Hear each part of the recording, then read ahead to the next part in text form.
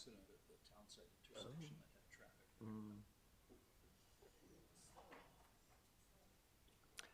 Good morning, everyone. Welcome to the December 4th, 2024 Special Finance and Audit Committee meeting. I'd like to first recognize we are gathered on the traditional territory of the Snuneymuxw First Nation. Our clerk today will be Ms. Nicolina Vicar. We also have attending electronically Councillor Brown. Not seeing anyone else just yet. Today's Special Finance and Audit Committee meeting is being held in accordance with the Community Charter and Council Procedure Bylaw number 208-7272. If during the meeting any member of the gallery has a question related to an agenda item, please sign up on the sheet located on the table to the double doors to my left. Please note that the Council Procedure Bylaw has been updated, so questions will only be taken on staff reports or other business items. I think everybody in the audience here this morning is here representing various groups, so no need to read out what I'll call the standard warning about decorum. You all look like a pretty civilized group here this morning. The first item on the agenda is the introduction of late items. Ms. Vicar, please. Thank you, Your Worship. A few items to be added to the agenda, starting with agenda item 5B, add PowerPoint presentation titled CatNap 2024 Operating Grant Funding Presentation. Agenda item 5E, add PowerPoint presentation titled Nanaimo Systems Planning Organization 2024 FY1 Review and Actions 2025. Agenda item 5F, add PowerPoint presentation titled Nanaimo Prosperity Corporation Budget Request 2025. And finally, add agenda item 5G, add PowerPoint presentation titled Tourism Nanaimo Business Plan. Thank you. Thank you very much. Motion for adoption of the agenda is amended. Moved Councillor Hemmons, seconded Councillor Manley. All those in favor? Any opposed? None. Motion carries. We have no minutes to adopt. We're on to presentations. 5A, the first is Nanaimo Area Land Trust. Ms. Mercer, you're going to introduce this, please. Yes. Then we're going to hear from Mr. Chapman and Mr. Wilson. And that's pretty much what I was going to say. So, take the rest of the day off. Yeah. Mr. Chapman, good morning. We're not going to hear the dulcet tones of Mr. Wilson this morning. I take it just you. Yeah, maybe on answering some questions that might be able to hear from Fraser. If you can just introduce yourself for the record, please. Thank you. Yeah. Thank you for this opportunity to speak with you. My name is Paul Chapman. I'm the Executive Director of the Nanaimo and Area Land Trust, also known as NALT. And with me today is Fraser Wilson, our Board Treasurer. Since our beginning in 1995, NALT has enjoyed an excellent working relationship with city councils and city staff. And if you've just done the math, NALT turns 30 in 2025, so happy birthday to us. I'm here today to talk about the sorts of things that NALT does with the financial support from the city, including leveraging funds from other sources. NALT operations extend across the territory of several Indigenous nations, and we actively look for ways to build relationships and support reconciliation. Today's presentation will focus on NALT's activities within the bounds of the City of Nanaimo. This isn't an exhaustive list of the folks we work with, but I would like to describe a collaborative experience as represented by the images on this slide. These images represent collaboration between City Park staff, Sayuenst Elementary School, and NALT School Water Steward staff. In an area of a park adjacent to the school in Northfield Marsh, as part of the NALT School Water Stewardship activity, the Sayuenst students spent a day removing yard waste and planting native plants in the park. And they also added original art to information door hangers provided by the city and placed them on the doors of nearby neighbors to help them understand why dumping yard waste in the park isn't a good idea. So the students applied the lessons they learned at the School Water Stewards program to assist City Park staff to restore a riparian area of the park and share information with the neighborhood. And this is the build-in of community stewardship at its best. Watersheds are a place of connection where conservation, community, and city services meet. Protected riparian corridors connect upstream and downstream parks and natural areas, providing habitat and ecosystem exchange along their length. Stormwater management relies heavily on natural water features to process and conduct rainfall. And many of the things we do involve restoration of riparian and riverine areas to support stream health. The list of watersheds is not complete. It grows as we respond to community interest and concern and secure funds for habitat work. NALT restoration efforts support stream health, and healthy streams are a key component of stormwater management service delivery. Parks are a natural place for the city and Nault to connect. Our collaborative activities range from riparian restoration to invasive species control to pollinator meadow enhancement to water quality data collection and many other activities too. Again, here's a list of some of the things we do in collaboration with city staff and others in our community. I will mention the Western Painted Turtles Ambassador Project again this year. This is where we have volunteers trained to monitor turtle activity and help the public understand what that activity or behavior means. This most relates to nesting behavior and helping people understand that turtles on land don't need rescue. And this mostly takes place in the evening. Last year, volunteers contributed 319 hours to this project. This year, with some numbers still to come in, we've recorded 460 hours of volunteer support just for this project. So this is community buy-in of a stewardship project. Another project, the Coastal Cutthroat Trout Project, activates stream stewards across 6 watersheds in the city to identify distribution and abundance of populations of cutthroat trout, to identify habitat as an indicator of water quality and general stream health. Volunteer support is a key component of the success of various projects and a key indicator of community support of these projects. The folks in this picture are applying their efforts to an ongoing project to restore riparian habitat along the Cat Stream. And in 2023, volunteers donated 3,505 hours, which we valued at just under $85,000.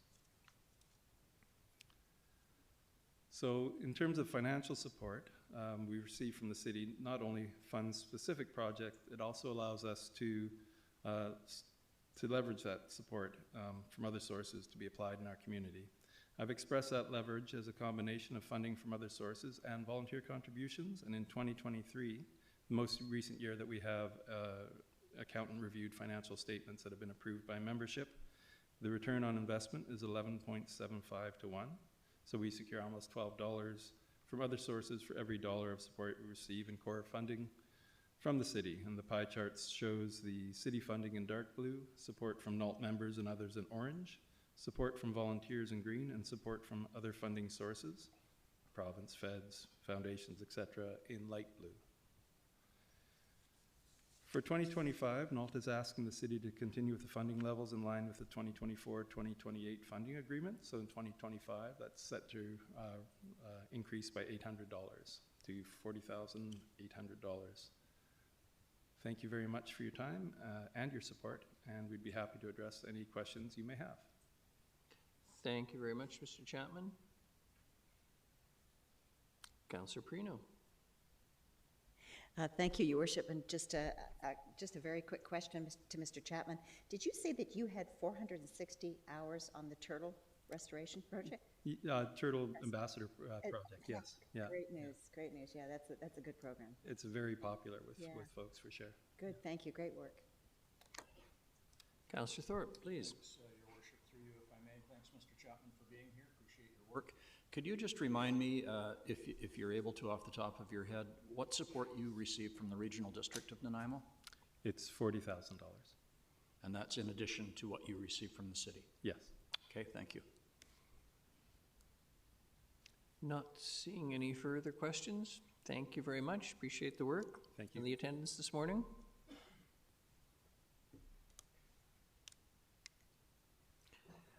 The next is the Catnap Society. Ms. Mercer? Do you want me to just jump in and? Yeah. Yeah, okay. Yeah, Kathy Baroza, thank you. I knew I was going to mess that up. And she's here to talk about what Catnap does with their money they receive from the city. Good morning. Thanks for coming. Good morning. Could you just Thanks for introduce having me. yourself for the record, please? I'm Kathy Baroza, and I am the volunteer treasurer for Catnap Society, although I wear many other hats within the operations of our charity. I'm happy to present to you today, and thank you for having us. Last year, staff presented a comprehensive report based on a funding grant application, in which we're very grateful that you approved for us. And we received $36,000 in for 2024 in quarterly installments. Last year, 2023, was a difficult year for us financially. It was necessary at one point to halt our rescue operations for several weeks until various revenue streams helped us recover enough to resume, and the city greatly assisted in that recovery with the approved grant for us. Our first year of funding with the $36,000 total was a request for a higher amount, and I will expand on that as to where those funds were allocated. And the next slide. In the following 4 years, we will receive $25,000 annually as part of that agreement term, which will assist us in maintaining our financial health to provide ongoing services to the community. I should pause and maybe give you a quick summary of the services we provide in the city. We respond to public calls for assistance with stray and abandoned semi-feral and feral cats, trap them humanely, arrange appropriate veterinary care for illness, injuries, and spay and neuter to prevent future unwanted litters and potential abandonment. We vaccinate, microchip, and treat them for parasitic burn. And for adoptable cats, we maintain a network of foster homes who care for, socialize our cats until they're ready for adoption. And we supply all food, litter, supplies, and medications during foster care. We are 100% volunteer-based charity with no paid employees. For feral cats, we return them to the original colony location following spay and neuter, which is known as TNR, for trap, neuter, spay, release. And there is, as long as there's a caregiver who provides food, water, and shelter for them. And if a feral cat is unable to be returned to the original location, we seek out relocation opportunities with barn homes and acreage locations, again, if care, food, and shelter is provided.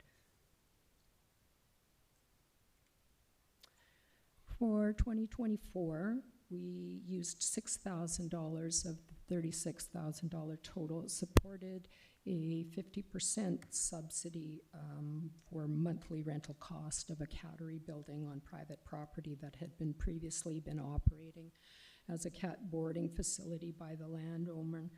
And this was a first-time opportunity for us to have such a facility to function outside of our volunteers' personal homes, and it served as appropriate intake space and was affordable for us at $1,000 a month, and allowed us to arrange the facility to have dedicated quarantine space to prevent the spread of communicable disease between cats, which had been problematic in the past, and increase our rescue capacity. However, the landlord was requesting a 150% rent increase on that commercial lease. It was not affordable for us, so our lease just recently ended. The $30,000 balance was utilized for direct cat care expenses, including veterinary expenses, food, litter, and fostering supplies, and that comprises 92% of this year's total expenses, and of which 11.3% was supported by city funding.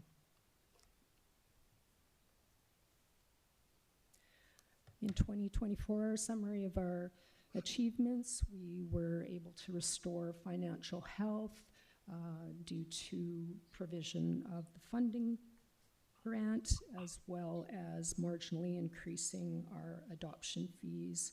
And we initiated several annual and new fundraising opportunities, which have been highly successful, as well as public donation campaigns and food and supply donation campaigns that are initiated by our 4 pet store adoption partners in the city.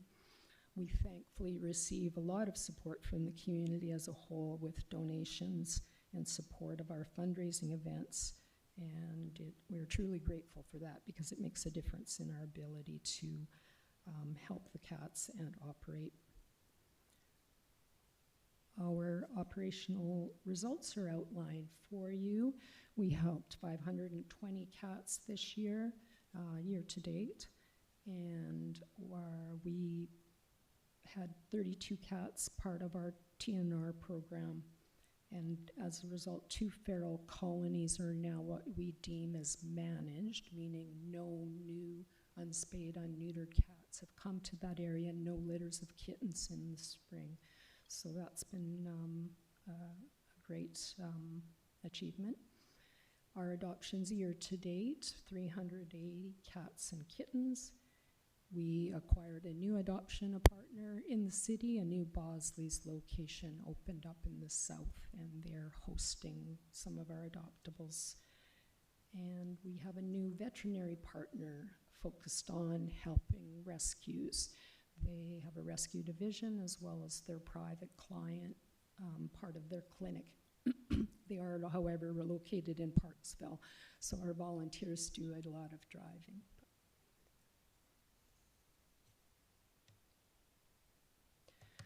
For 2025 outlook, our biggest challenge is that we don't have a dedicated in-space shelter facility anymore. And if there is such an opportunity to explore something that the city might have available, of course, with permissible land use and zoning compliance, we'd be most interested in discussing that. We'll continue to, our 165 cats, kittens currently in care. We have the number of owned, unspayed, and unneutered cats is a big challenge, despite that being part of the new animal responsibility bylaw put in place in 2021. There isn't always compliance with that based on the number of calls we receive from people with litters of kittens to surrender, which isn't, of course, our primary mandate to assist with cats that have homes, but it's why feral and homeless community cats end up on the street fending for themselves. So it's our way of helping manage the community program, or community cats problem, is with a program where we will assist on a cost-neutral basis whenever we have the ability to do so. We'll accept surrendered kittens and help with a contribution from the owner to offset the cost of spaying and neutering the mother cat. If we don't, we'll end up with more kittens in 6 months, and our problem just perpetuates. So we help in that way, because one of the challenges has been the low-income spay and neuter program that was available with the SPCA ended approximately a year ago. So it is no longer available for those that can't afford the spay and neuter costs themselves.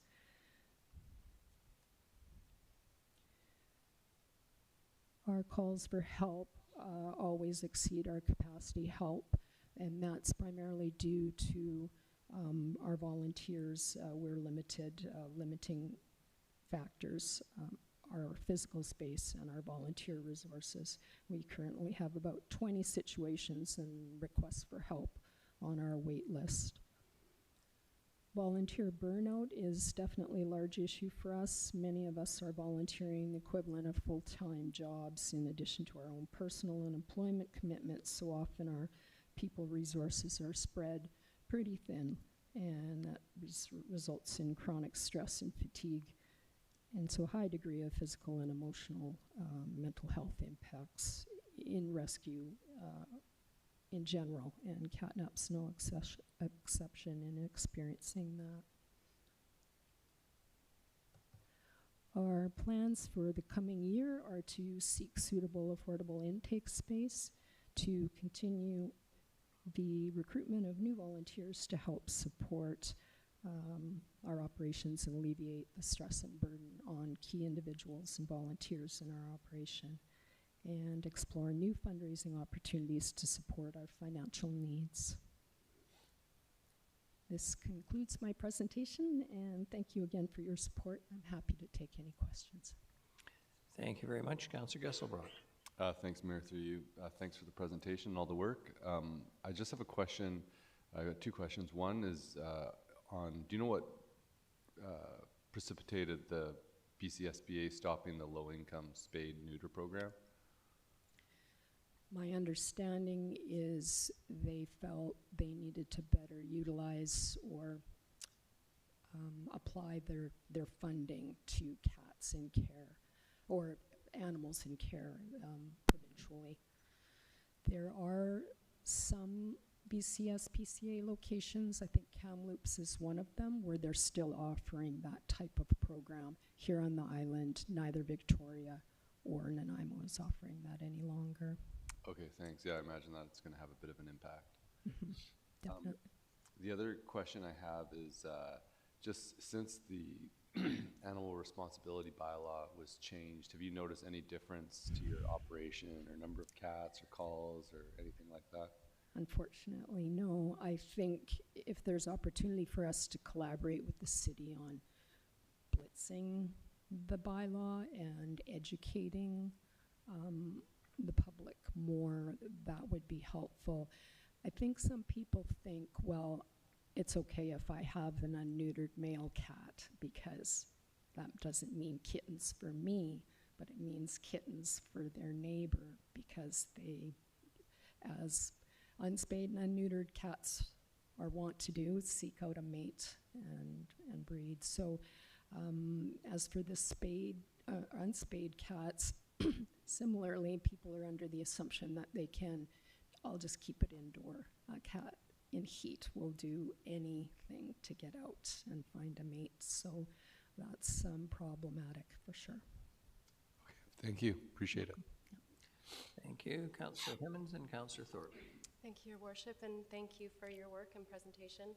Can you say a little bit more about what you need from an intake space and clarify that that doesn't include space for cats? I'm sorry, can you repeat? I'm sorry, the intake space. Can you just say a little bit more about your needs around an intake space? Sure. Optimally, if there is a way to have rooms that can be divided into the type of cats that we need some degree of quarantine space, even just a quarantine room. One of the health challenges, or more than one health challenge, is ringworm is very prevalent on the island and it spreads pretty quickly, as well as almost none of the cats that come into care are healthy. They all have upper respiratory infections and other issues, fleas and worms that are communicable. So we need some space to have that segregation for the ones that are healthier to prevent that transmission. Thank you for that. Just for my own understanding, the 165 cats you currently have in care are then out with adopted families. Like, you don't have a location right now that has these cats? Correct. Okay. No, they're within our foster home network and intake space. So appreciating that, 7 cats could be mom and 6 in a litter. They're all spread throughout. Thanks. Really appreciate your work. Thank you, Councillor Thorpe. Thank you very much, Your Worship. Through you, if I may. Thank you for being here. Thank you for your work, which I appreciate. Related in part to your challenge of the intake space and shelter facility, I'm just curious, first of all, in general, do you have much of a relationship or a working relationship with the local SPCA branch? And secondly, would there be any opportunity to explore a partnership with them and their relatively new facility on Wellington Road? Right. We do have a relationship with them. We tend to be the receiver of cats from them versus cats going into their space. They cite limitations in their capacity as their inability to take some of the cats that come into our care. And they tend to ask us to take the more feral cats and semi-feral cats that they don't have the ability to keep longer term to socialize.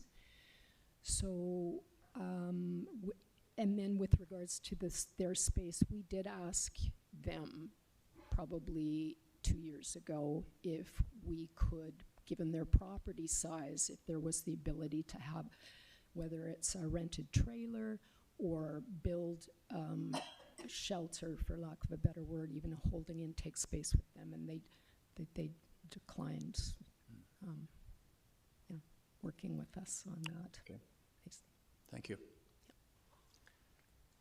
Ms. Broza, if I may, I'm impressed by the work you do, and I'm particularly impressed by the fact that you do so with strictly volunteers. I appreciate that in order to operate many nonprofits, staffing is just obviously a necessity many times, but the fact that you folks have carried on without that is pretty impressive and merits support, in my view, from the city. So thank you for your work, and thank you for coming this morning. Thank you so much.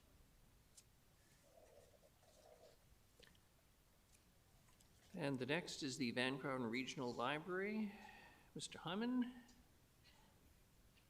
come on down, not your first occasion, and introduce yourself for the record. And any list of recommended books is always appreciated. Christmas is coming.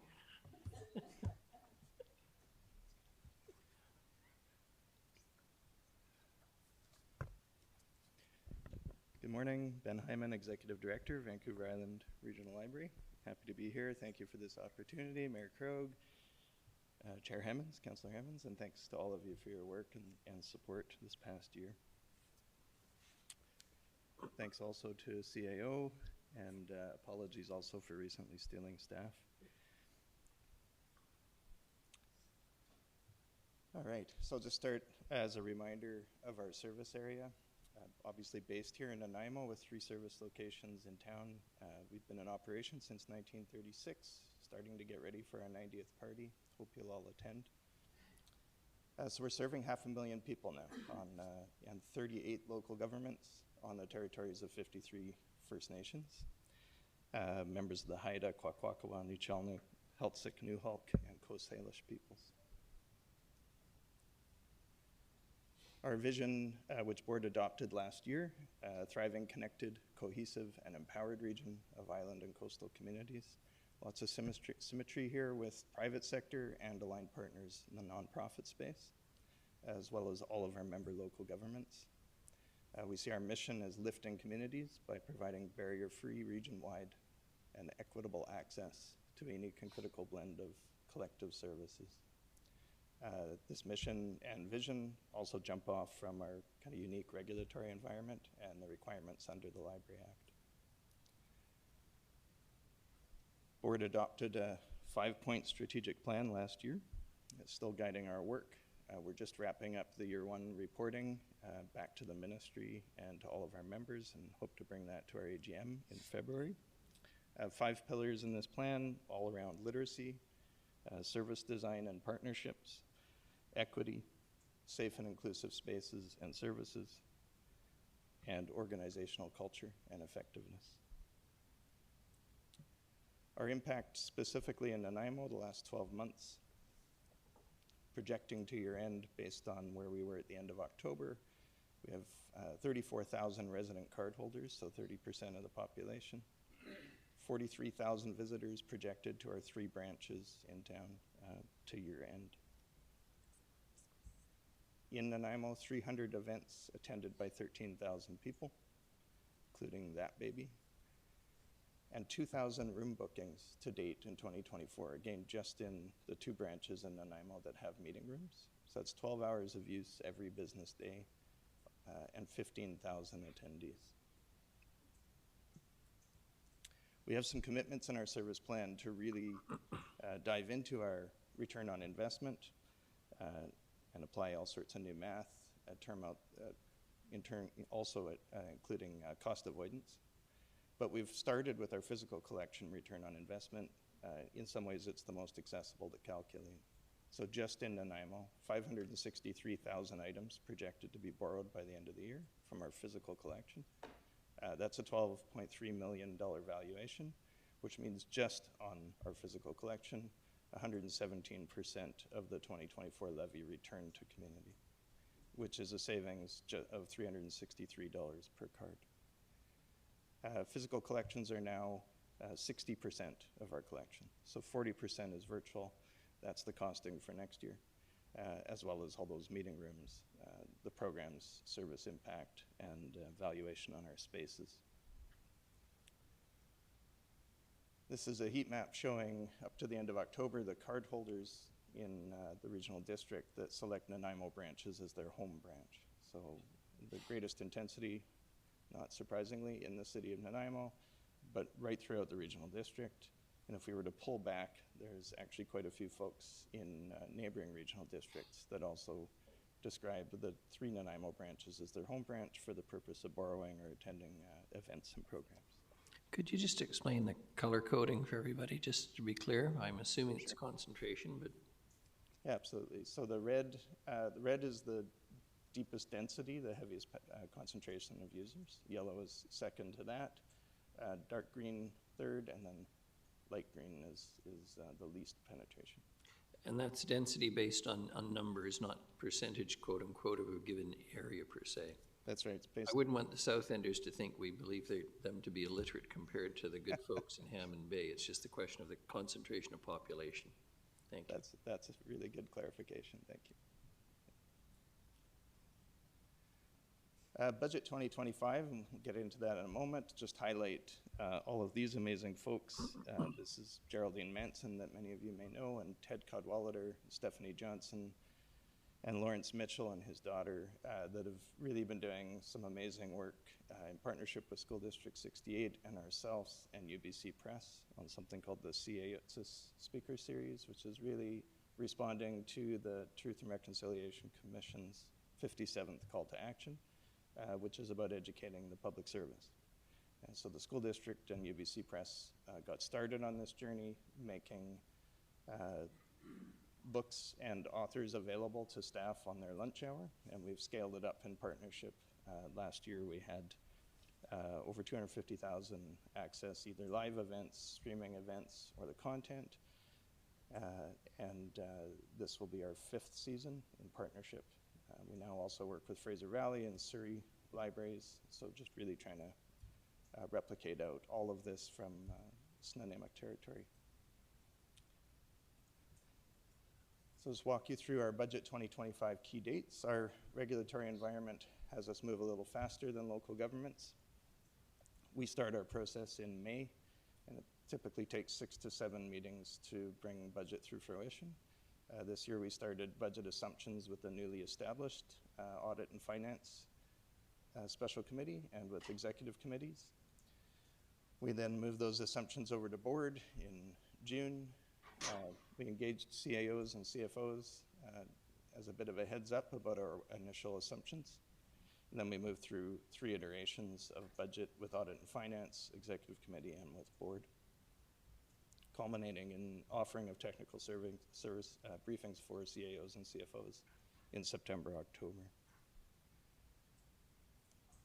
The highlights this year, within those assumptions, the work on budget was framed by a need and a want by board to maintain the existing service levels, inclusive of implementing standardized schedule and operating review.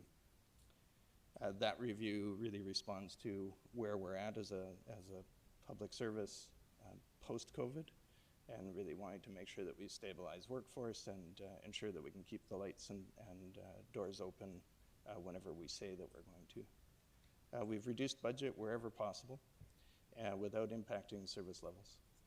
And we've scaled up fundraising and revenue diversification intentions for 2025. Yesterday, I think it's Wednesday today, being Giving Tuesday, that was our first foray into the Giving Tuesday fundraising space. We exceeded our threshold already. We'll keep going till the end of the week. It's new work for us, and we have set a 15% fundraising increase for 2025 as part of our objective. The 2025 budget is a modified needs-based budget, so we started with the current years, and we did variance analysis on that. As I've talked about previously here, our budget is about 97% what we describe as fixed or firm. It's either contract with humans or with providers or with spaces and capital commitments. And at the end of this year, we have one of 2 collective agreements expiring, so we're anticipating that for 2025 as well. Capital budget. Verl's budget, of course, is pooled within the 38 local governments. We've maintained the same capital levy for the 2nd year in a row, and it's approved to be maintained into the 3rd year to keep it flat at the 13-year average that preceded it. Our policy and facilities master plan, which were reviewed in 2023, bring forward 2 ongoing commitments, first being Masset. That's the somewhat blurry, foggy picture in the background there, which is coming together nicely. Roof should be on by the end of this week. And Campbell River. And then we have 2 projects emerging through our capital project process for 2025. The first is Tassus, a co-location with the school district in the village. And the second is part 1 of exploration with Tofino, which would include housing, potentially village offices, as well as library. The projects that are emerging, each one of these, Masset, Campbell River, Tassus, and Tofino, are all threat to life or just slightly better than that conditions in terms of the facilities and status of the capital. So these are not aesthetic improvements. These are responding to critical issues and risk assessment. So they're necessary investments in a very large capital inventory. By the numbers, you can see, like every urban library in Canada, urban library system, wages and benefits are by far and away the largest component of our operating budget, 63% for 2025. The next largest categories, facilities, utilities, repairs at 15. Our collections, again, 40% now digital, 60% still physical, that's 11%. Then we get into the smaller components, contracts, interest, bank charges, and debt payment, office supplies, freight, and postage, professional services, promotion and programming, and finally travel. The total member levy increased by 1.9 million, as approved in the fall, 5.97% over 2024. Local government levies are 34 million, so that's 95% of our system's funding. 4% comes from the province, and the remainder is from all other sources of revenue. Overall, 68 in 2024 to $69 per capita against that 500,000 service population. So the city of Nanaimo levy for 2025 is up 394,000 at 6.05. Why the difference between the 5.97 and the 6.05 is the legislated apportionment formula. And we'll just take this moment to thank Mayor Krogh and Chair Hemmons and their counterparts, Mayor Murdoch of Oak Bay and Andrew Appleton, Chair of Greater Victoria, for really pressing previous minister and now, again, new minister, Calon, and Minister of State Anderson on the establishment of a ministerial advisory committee to really look at funding, and the establishment of that committee as maybe the key way to do that. We see that as radically changing the conversation with the province, so just huge kudos and thank you for leading that effort with support of EBCM, and we'll keep pushing on that this year to try to get that 4% back up to somewhere between, I don't know, I'll pick a number, 11 and 22. So 22% was the percentage that province funded in the 1980s. So it's dropped like a stone down to 4%, and we'd like to get it back up, recognizing the complexity of service that we're needing to offer.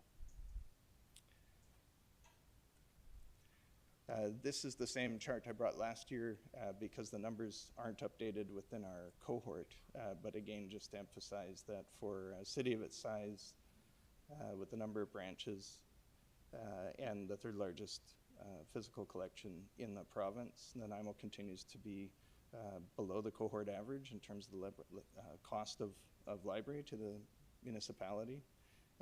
The one metric within this cohort that is available is the Okanagan Regional has approved their budget as well. So looking at Kelowna, that difference of about 2 million is maintained into 2025, and we expect that the differences between each of the other jurisdictions here will also be maintained. 2025, we're excited about this. We're bringing about 450 colleagues, friends and neighbors over to Nanaimo and to this conference center. for the 2025 BC Library Conference. I think it's the second time it's left the Lower Mainland in about 30 years, so we're excited about that.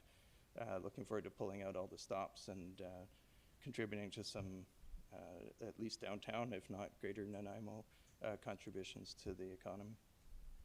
Look forward to seeing you there if there's opportunities. And finally, thank you, Mitsipka, for your work and for your support. Thank you very much. Councillor Perino. Thank you, Your Worship, and questions, if I may. Thank you for being here. Great presentation. Have a few questions for you. In 2025, that conference that you've got coming, how many people do you expect to come to the area? It's about 450 in the current year. Okay. So that was in Richmond, the Richmond Sheraton, and the conference planning committee expects the same. Okay. And if we could go back to your pie chart that you had, Sure. I think it's your slide number 16. I'm just wondering if you could just tell me what the contracts are. It's 4% of your budget, so I just wondered what those contracts are for, if it's staffing or work done. Sure. There we go. Thank you. So that's all of the professional contracts. It could be for specialized equipment to reduce repetitive strain injuries, those sorts of things. So the automatic sorting equipment on the one end, all the way and up to and including sort of legal contracts and all those sorts of components, payroll, that sort. Okay, so it's just a variety of things. And final question, if I may. We know that the libraries, of course, are often used as warming areas. I'm just wondering how that's going for you. That's a great Sorry, question. I shouldn't even ask, but I'm just, you were so gracious not to mention it, but yeah, I'm concerned. Thank you. It's absolutely one of our pieces around that pillar around safe and inclusive spaces. And again, a shout and a thank you to city staff for being so collaborative in this space.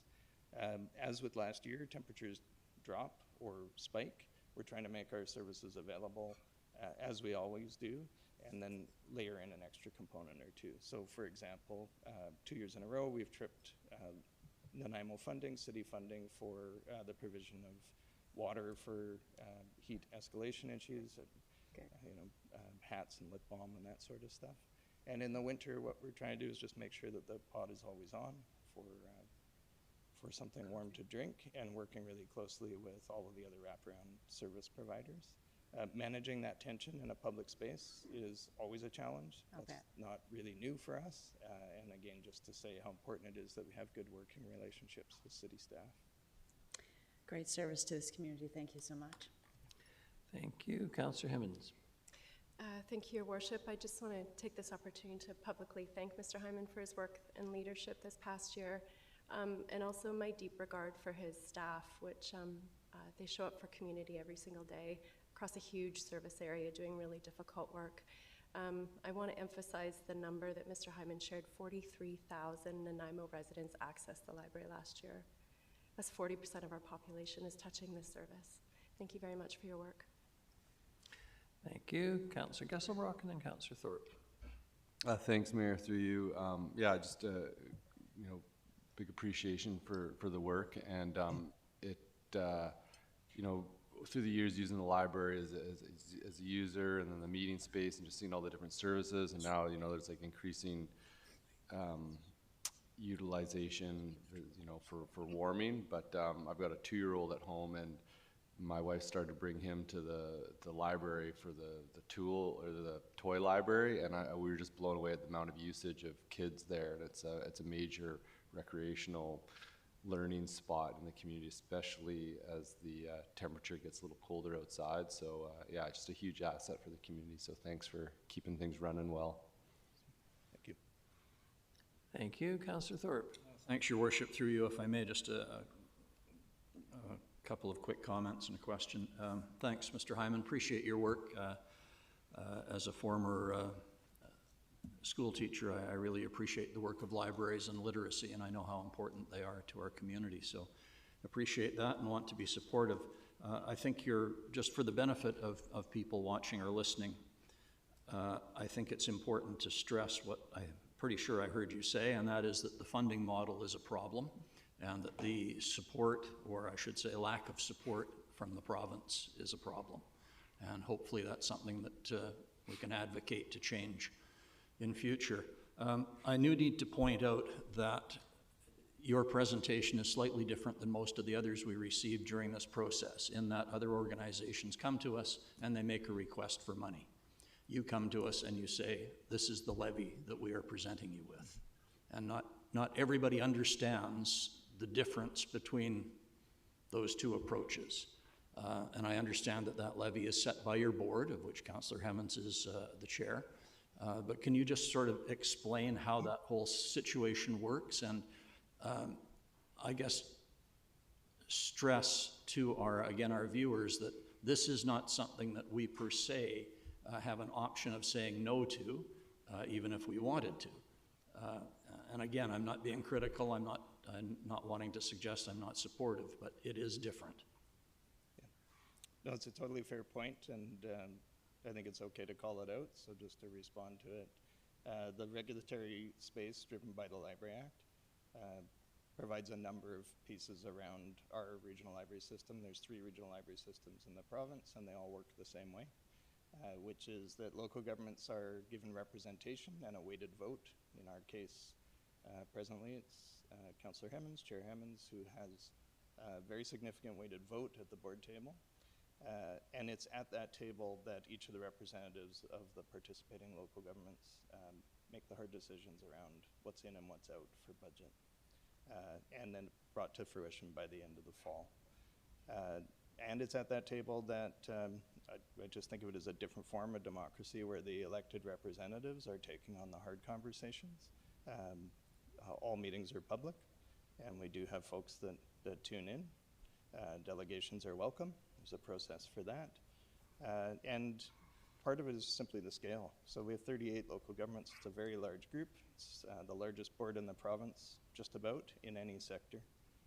It's one of the largest boards in Western Canada in any sector. So the guidelines that the Library Act offers really provides, frankly, some sanity. It keeps it manageable and still very accountable to the elected representatives in the room. Those conversations do get very interesting from time to time. All perspectives are at the table, for sure. And the piece of harmony, I think, is for sure the sense that the province needs to lean in more, and perhaps the feds as well. It's an interesting model, and I appreciate you explaining it for us. Thank you. Thanks very much. Not seeing any further questions. Thank you for coming this morning. Much appreciated. Thank you. The next is the Van Crown Conference Center. Mr. Lowen, General Manager, Van Crown Conference Center, good morning. Introduce yourself for the record. Not the first time in the show, so to speak. Welcome. Good morning, everyone. I'm Chuck Lowen, the General Manager at the Vancouver Island Conference Center right here, and we're delighted to have the VIRL coming in, the BC Library Convention next year. That'll be great. I think it's about 3 days, so it'll be a great economic boost for us. It's excellent. I'd also like to introduce my partner in crime, Lucas Millen. He's our Director of Finance, HR, helps out with the operating, the marketing. We're a very lean group of management, the 2 of us. And he's here today to help support the presentation. So good morning, Mayor Krogh, members of council, city management and staff. Thank you for the invitation to present our draft 25 budget and our 24 update and projections. Every year, we're required to send in our budget to the city by August the 15th. So here's the entire budget, 70 pages, and unfortunately, I will not be going through every page with you today. But we'll go through some of the highlights and also very little, but some repetition of what you folks saw in October when I presented the update then. Or was it July? Whenever. So anyways, do I click this?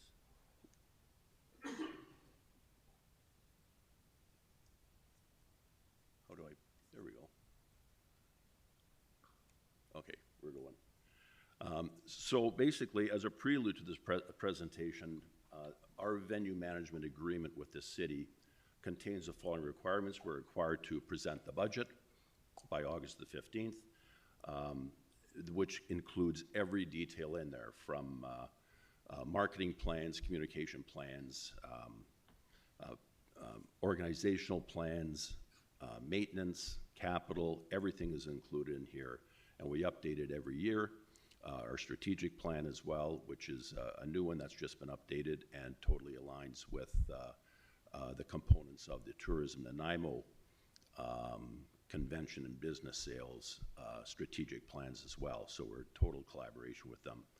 And we have a capital plan which we work with city staff, both from a facility standpoint and a finance standpoint. And the plan that we present in August is the latest and greatest at that point, knowing that that can change before the final budget is approved.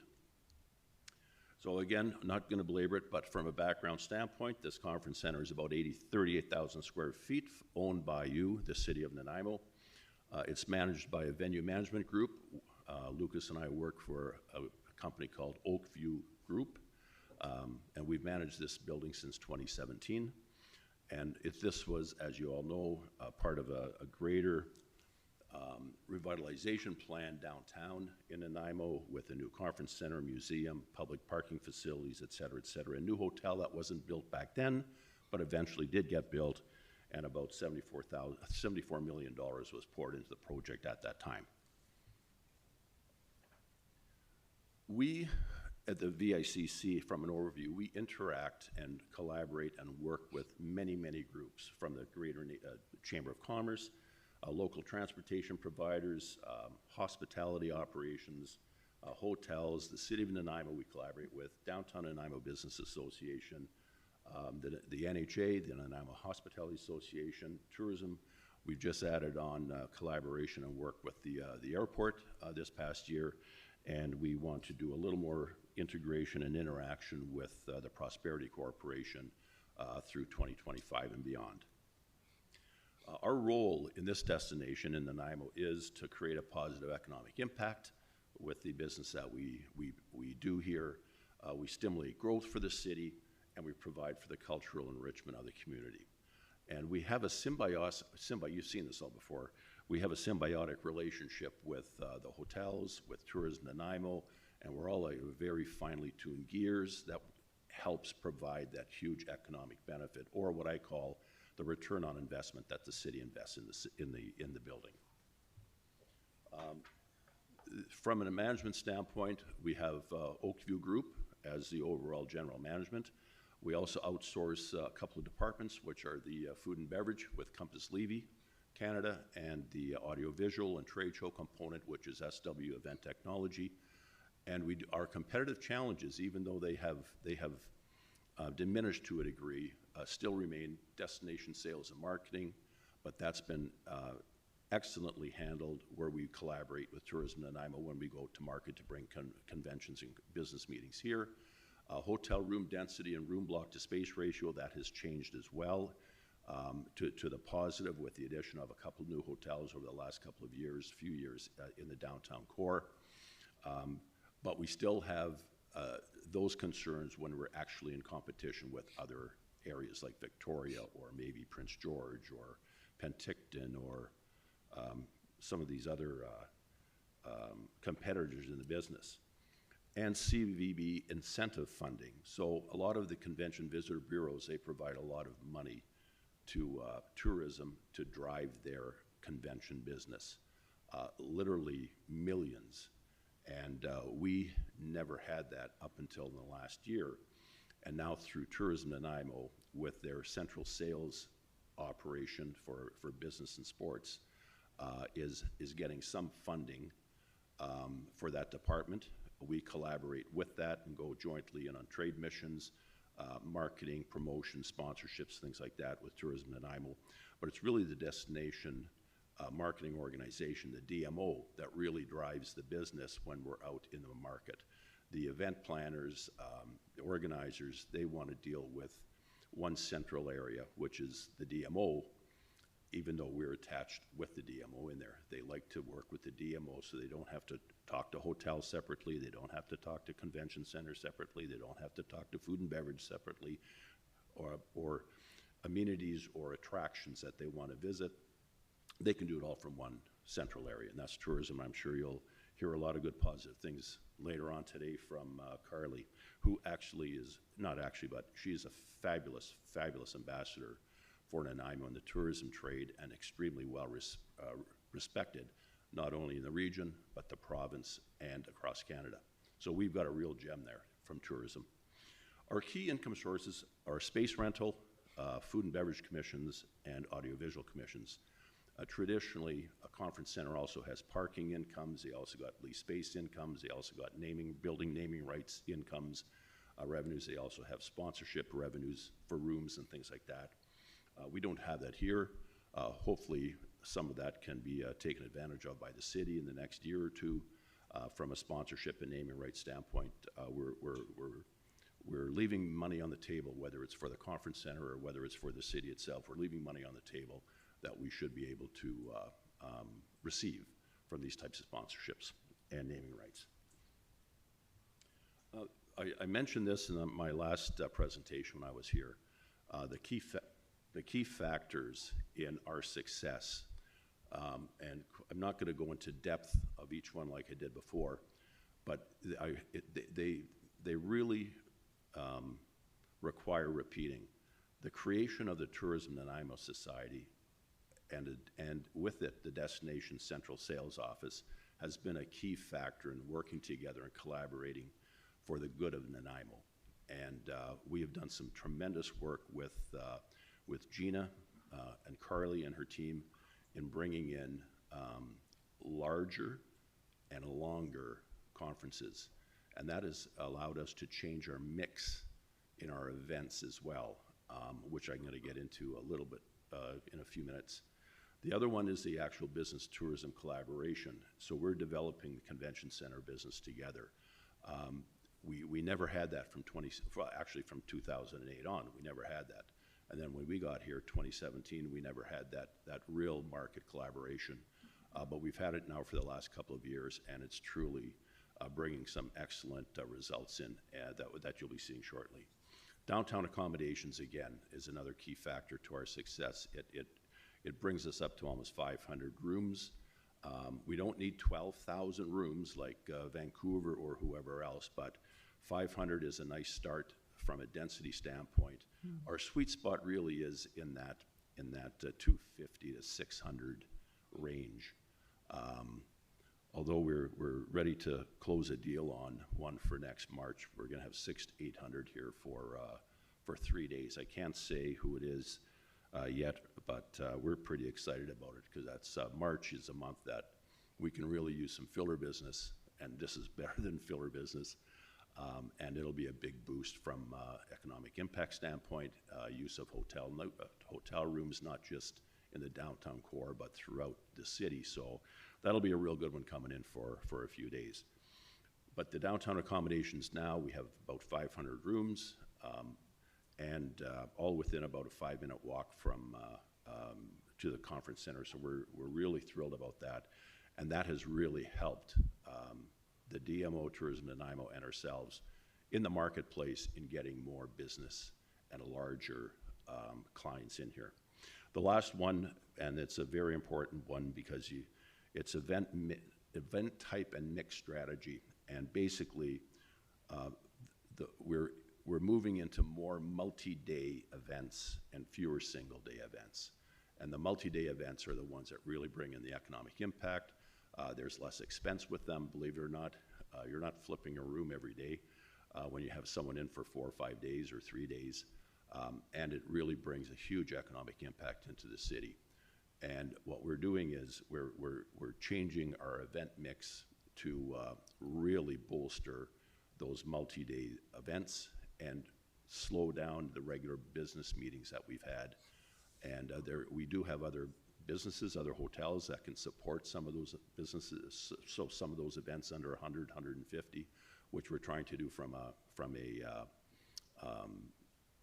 market standpoint. But you'll see some of the dramatic shifts that have happened with the conventions, the conferences, and other types of multi-day events. And speak of multi-day events and the revenues, what I'd like you to do is take a look at that kind of orangey lines, at those three big lines on the right-hand side. Compare those to 2018. 2018 was our best convention month ever. That's when we had an international group in here for 7 days, 1,450 people a day, and you see that yellow or orange spike in 2018. Well, that settled back down in 2019 with that one particular group taken out of there, not coming back in 2019. But with our conscious effort to change the mix into more multi-day and larger and longer events, 22 was a great year to come out of. It's a transition year coming out of COVID, but then 23 jumped up. Like, even when we had our best convention month ever, it was just over $1 million in gross revenues in 2018. In 2023, it's over $1.4 million in convention business. Our projection for 24 right now is going to be over 1.5 million in convention business, and the budget, excuse me, the budget we're budgeting for convention business alone about 1.4 in 2025. At the same time, another extremely profitable business are banquets. And we host large banquets, large parties, large, up to 600. We just had one this past Friday with 635 or 650 people, with one company coming in here. We got another First Nations party coming in, I believe, in November, which has 125 people coming. But they have over 700 members on the island, and they may be bringing that back next year. They didn't realize that we could do that big a job. So we could have up to 700 from this First Nations group coming in next year, which would be phenomenal. But the banquet business, if you look at it, has always been strong. And that's that blue business, that kind of bright blue. So we've even though we've got a huge upswing in convention business, we've maintained the very profitable banquet business as well. The other profitable area are special events. Special events actually have a lot of multi-day overnight business in there. We put in, and sports stuff too. We put in dance competitions for 5 days. We've had boxing competitions. We've had all kinds of different competitions that run a number of days. And this is where we put it into special events. So special events are generally very, very profitable for us. So if you combine the special events, which is now that kind of teal blue, the lower one, you'll see in 24 projection is just to the right of that bright blue one. You almost have to look at that number plus a convention number to bring into play your overnight factor as far as business goes. So it's just phenomenal how that business has gone and the profitability has gone. I backed up. So our budget for 2024 was just under 1.2 million for conventions at about 46%. Meetings, which are our business meetings, at 16% were about 400,000. Banquets was about just under 600,000 at 23%. And special events was 6%. The other ones, we're going to talk about those four major areas because that's where the growth and some decline is going to offset each other. So year to date now, as of October, we've got, remember it was 1.1 something for conventions, we're at 1.4 right now. But our convention season basically is over as of October. We have had a couple more in November, which is not reflected in there. That's where it's going to take us over to 1.5. But it's now, at this point, it was 56% of our business, which is phenomenal. Special events was 13%, another 336,000 that you could add to that. Banquets, 10%. Now, most of our banquets actually fall in the November-December period, so you'll see that there will be a huge upshoot from a dollar standpoint in the banquets, and meetings kept steady at 312,000. Now, projecting November and December out, here's our projection. Conventions are almost 50% at 1.5 million. Special events are at 337. So when you add those two together, you're almost at you're at 1,850, like 1,850,000 roughly in those two categories. Banquets, 20% at 620,000, then meetings are maintaining at 400,000. So this is how we have shifted. The conventions a few years ago, that business was maybe 40%, and in the last few years, we've been able to move it up to almost 50% of our business, and we want to keep working on that and moving it forward. In 2024, we continued our collaboration and integration with tourism, with the NHA, downtown, very close relationship with the city hotels now as well downtown, our Downtown Nanaimo Business Association, Chamber of Commerce. And I call it MOU in action, not MIA, but MOU in action. It was the Memorandum of Understanding between Tourism Nanaimo, the NHA, and the VICC in how we were going to collaborate, fund, and promote business tourism conventions. And so that was hugely in action all through 2024. The other thing is that in 2024, we didn't just go back to pre-COVID numbers. We're eclipsing pre-COVID numbers now. And conventions, we have 40 conventions this year. We have over 28,000 delegate days. And the economic impact is over $11 million this year just from conventions and conferences.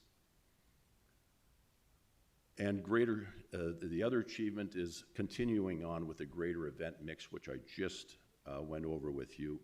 We've also formalized our community rates and brought in more community groups into this building and continue to do so. We've expanded the community events. We're working with the city and their Parks, Rec, and Culture programming. I haven't seen any final results yet, but we're going to be in the winter recreation guide January, February, March with activities that will be hosted here. We're hoping this is going to be a success.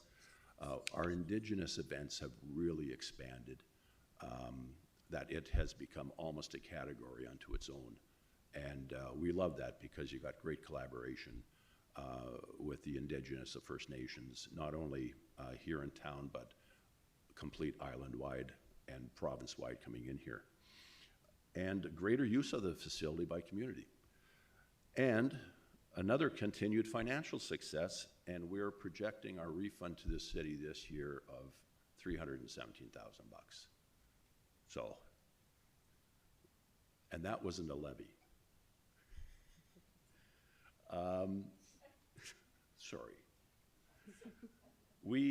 In 2024, our budget was $1,039,000, and I don't call that an expense to the city or a subsidy. I call that an investment by the city. I always talk about investments, not in expenses, because every investment requires an ROI, a return on investment. So if you take a look at the left-hand column, that's a 24 budget. Then the second column, the next column is the year-to-date budget as of the end of October. And then the third column is actually the year-to-date results. And at that point, we were about $308,000 better than budget when you look at the bottom line. Wish I had a pointer here. So the budget called for investment up to period 10 of $891,000, and we came in at a reduced investment by the city of $582,000. And our projection, so you would now compare our projection, the far right column with the far left column, and for the full year, our projection is coming in at about $721,000 as an investment from the city, and the budget was an investment of $1,039,000. So there's your $317,000 projected check That probably will be in February, that we usually, right around February, we send a check in? Yeah, about February, after the year end is done. I wanted to bring also forward the delegate days. Delegate days in 2022 actual were 17,500. Delegate days in 23 actual were 25,000. In 24, our actual year to date this year as of October already eclipsed 2023 actual with 27,000, and we'll be a little higher than 28,175. I just saw the number for November, but we'll use that number in this presentation. We'll be at over 28,000 in delegate days, and each delegate days has a dollar value attached to it. So in 23, we were at 9.8 million actual, and we're projecting over 11 million in 2024, which participant days is basically turnstile, how many people actually come into your building for various events. And we went from 2023 at 58,000 with a budget of, and we're in at 65,000 as far as projection goes. And I refer back to that, the investment of $74 million by the city to build this whole facility and everything around it. We're coming in now, since 2008, we've provided over $110 million worth of economic impact. I also put in another little reference below there. This is what was presented in the 2024 budget with the projections of where we're going. You don't even see $11 million on the economic impact anywhere there. So we've basically exceeded all of those expectations so far, and we have new expectations moving forward. In building our plan, we had a number of considerations, of course, the Marriott, the passenger ferry, the central sales office expansion. The city has thankfully approved the addition funding for a sport tourism sales manager. Gina now, that has been doing both, is now able to concentrate more on the business side of it and business conventions, and the new sport person can deal and bring in more sporting activity. So thank you for that. That makes, with the two specialists now, it's going to really have a great impact on both the business side and the sports side. We also we're still trying to work with, not trying to, get opportunities so we can actually use city facilities for whether it's the NAC, the NIC, the Ice Center, or maybe the arenas and things like that for either trade shows or consumer shows, bring them in. And the continued downtown revitalization was also taken into consideration, Commercial Street and Diana Krall. So we still have opportunities with the Marriott corporate selling events for us. It's a very good opportunity for them to fill their hotel and fill our building. So Marriott corporate is, we're working with Marriott on that. Partnerships with the SNAMO, increased business and use and marketing on the fast ferry. We just basically finalized a partnership with Hello Ferry as far as providing reduced rates for conventioners coming over. So they don't have to take air, or they don't have to take their car. They can just come in, walk off, and come to the convention center. So we've got a partnership with Hello Ferry on that. We're going to continue on a very dominant trade show presence, marketing and RFP development with the tourism Nanaimo. And the whole thing, that we have an increased attraction to Nanaimo for event planners now. So we've got real positive things happening. Our budgets and projections. So the two on the left, that mauve color, that was the 24 budget and the 24 projection outlined. You can see our gross event revenue was budgeted 2.5. We're coming in at 3 million. Our budget for 25 is presented in the green, and we're not asking for more. We're asking for less than what we budgeted the previous 2 years. We budgeted $1,070,000 in 2023. We budgeted $1,039,000 in 2024. We budgeted for $985 in 2025. And as we move down the line to 2029, each year we're budgeting a lower investment for the city. And I haven't provided the returns there, but the return on investments, of course, will be increasing in conjunction with that. So for 2025, the draft operating budget includes an operating investment by the city of $985,000, and there's a $100,000 contingency budget for emergency, unanticipated, non-capital improvements. And the capital project plan, and we've had that $100,000 for 23 and for 24. It's a constant that's in there that if we need it, facilities and finance basically approves that. We don't. We suggest we may want to put this in there, and then they'll take a look at it. It's usually unanticipated emergency. And capital project, the actual draft capital budget for this year includes no projects amounting to about $74,000. Previously budgeted for capital projects that we anticipate will be completed in 2025 include the following phases of the audiovisual upgrade in the ballroom meeting and the refurbishment of 2 freight elevators. And then the 5-year draft capital budget for 2025 to 2029 amounts to just under $1 million. We also have a number of key performance indicators. These are our key performance indicators. Of course, the first one is the first one on their list, the most important, but this is how we track and measure every month and quarterly, and meet with the city every month and go over these KPIs and other activities that we're doing in the center. Also, City Council, that we're almost there, folks. City Council strategic framework.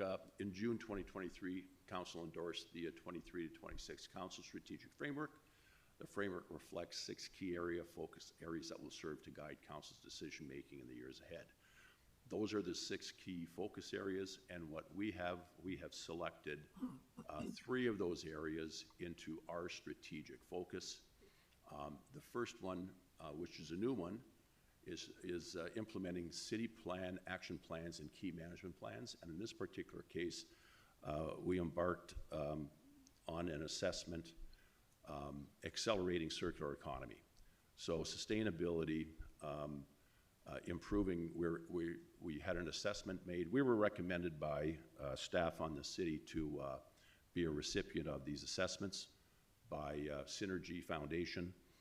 They came in October during the VIEA summit and did observations, measurements, things like that as far as food waste, energy use. There was a whole list of categories that we looked at, and we provided them with information. And we just got the report back, and we're at 50% in a circular economy, which is not bad to start, but we are pushing. We're going to be putting certain recommendations and plans and measurements in place to bring that up, maybe to 75, and then up to 80, 90, and so that we have a real focus. And that priority came from the city plan, Reimagine, and the Green City part of that. So we're really pleased to have received the nod from the city to have the study done. And having completed it, we're now going to be on a path to measuring and achieving all of that. We also continue on with safe, secure, sustainable streets, partnering with the hotels, the Downtown Nanaimo Business Association, and the CSOs, and also strategic priority communicating with the community. We still are looking at expanding the VICC walls and partnering with PRC for events off-site, opening our doors wider, partnering with PRC as well as community groups and nonprofits. We've really stepped it up this past year from that standpoint, which I'm very pleased, but we're not done yet. And the West Coast Indigenous Inspired Fusion Culinary, we're looking at a launch in 2025. We've got a menu already made in collaboration, and we're looking at tweaking it and then launching it in 2025 sometime. So those are our key initiatives, new and ongoing. And I thank you for the opportunity to present. And I don't think I was as long as last time. Maybe I was. But comments or questions? Thank you very much, Mr. Sloan. Councillor Perino, please. Thank you, Your Worship, and you know, you've got a lot to brag about, so it's worth hearing, so not to worry. I first of all wanted to thank you. I don't know if everyone is aware, but Chuck has, Mr. Lowen has recently become the Vice Chair of the Tourism Board, and we're very pleased that you're there, and great initiative for all of us there, so thank you so much. I just wondered, out of interest, how many staff do you employ in total? We have about, OVG here, we have about 18 staff. Okay. Then we have the contractors with, SW has 4 or 5. Yeah.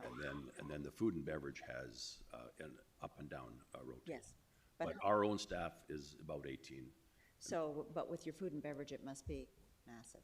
Well, in the old days, it was a large group of casual on call.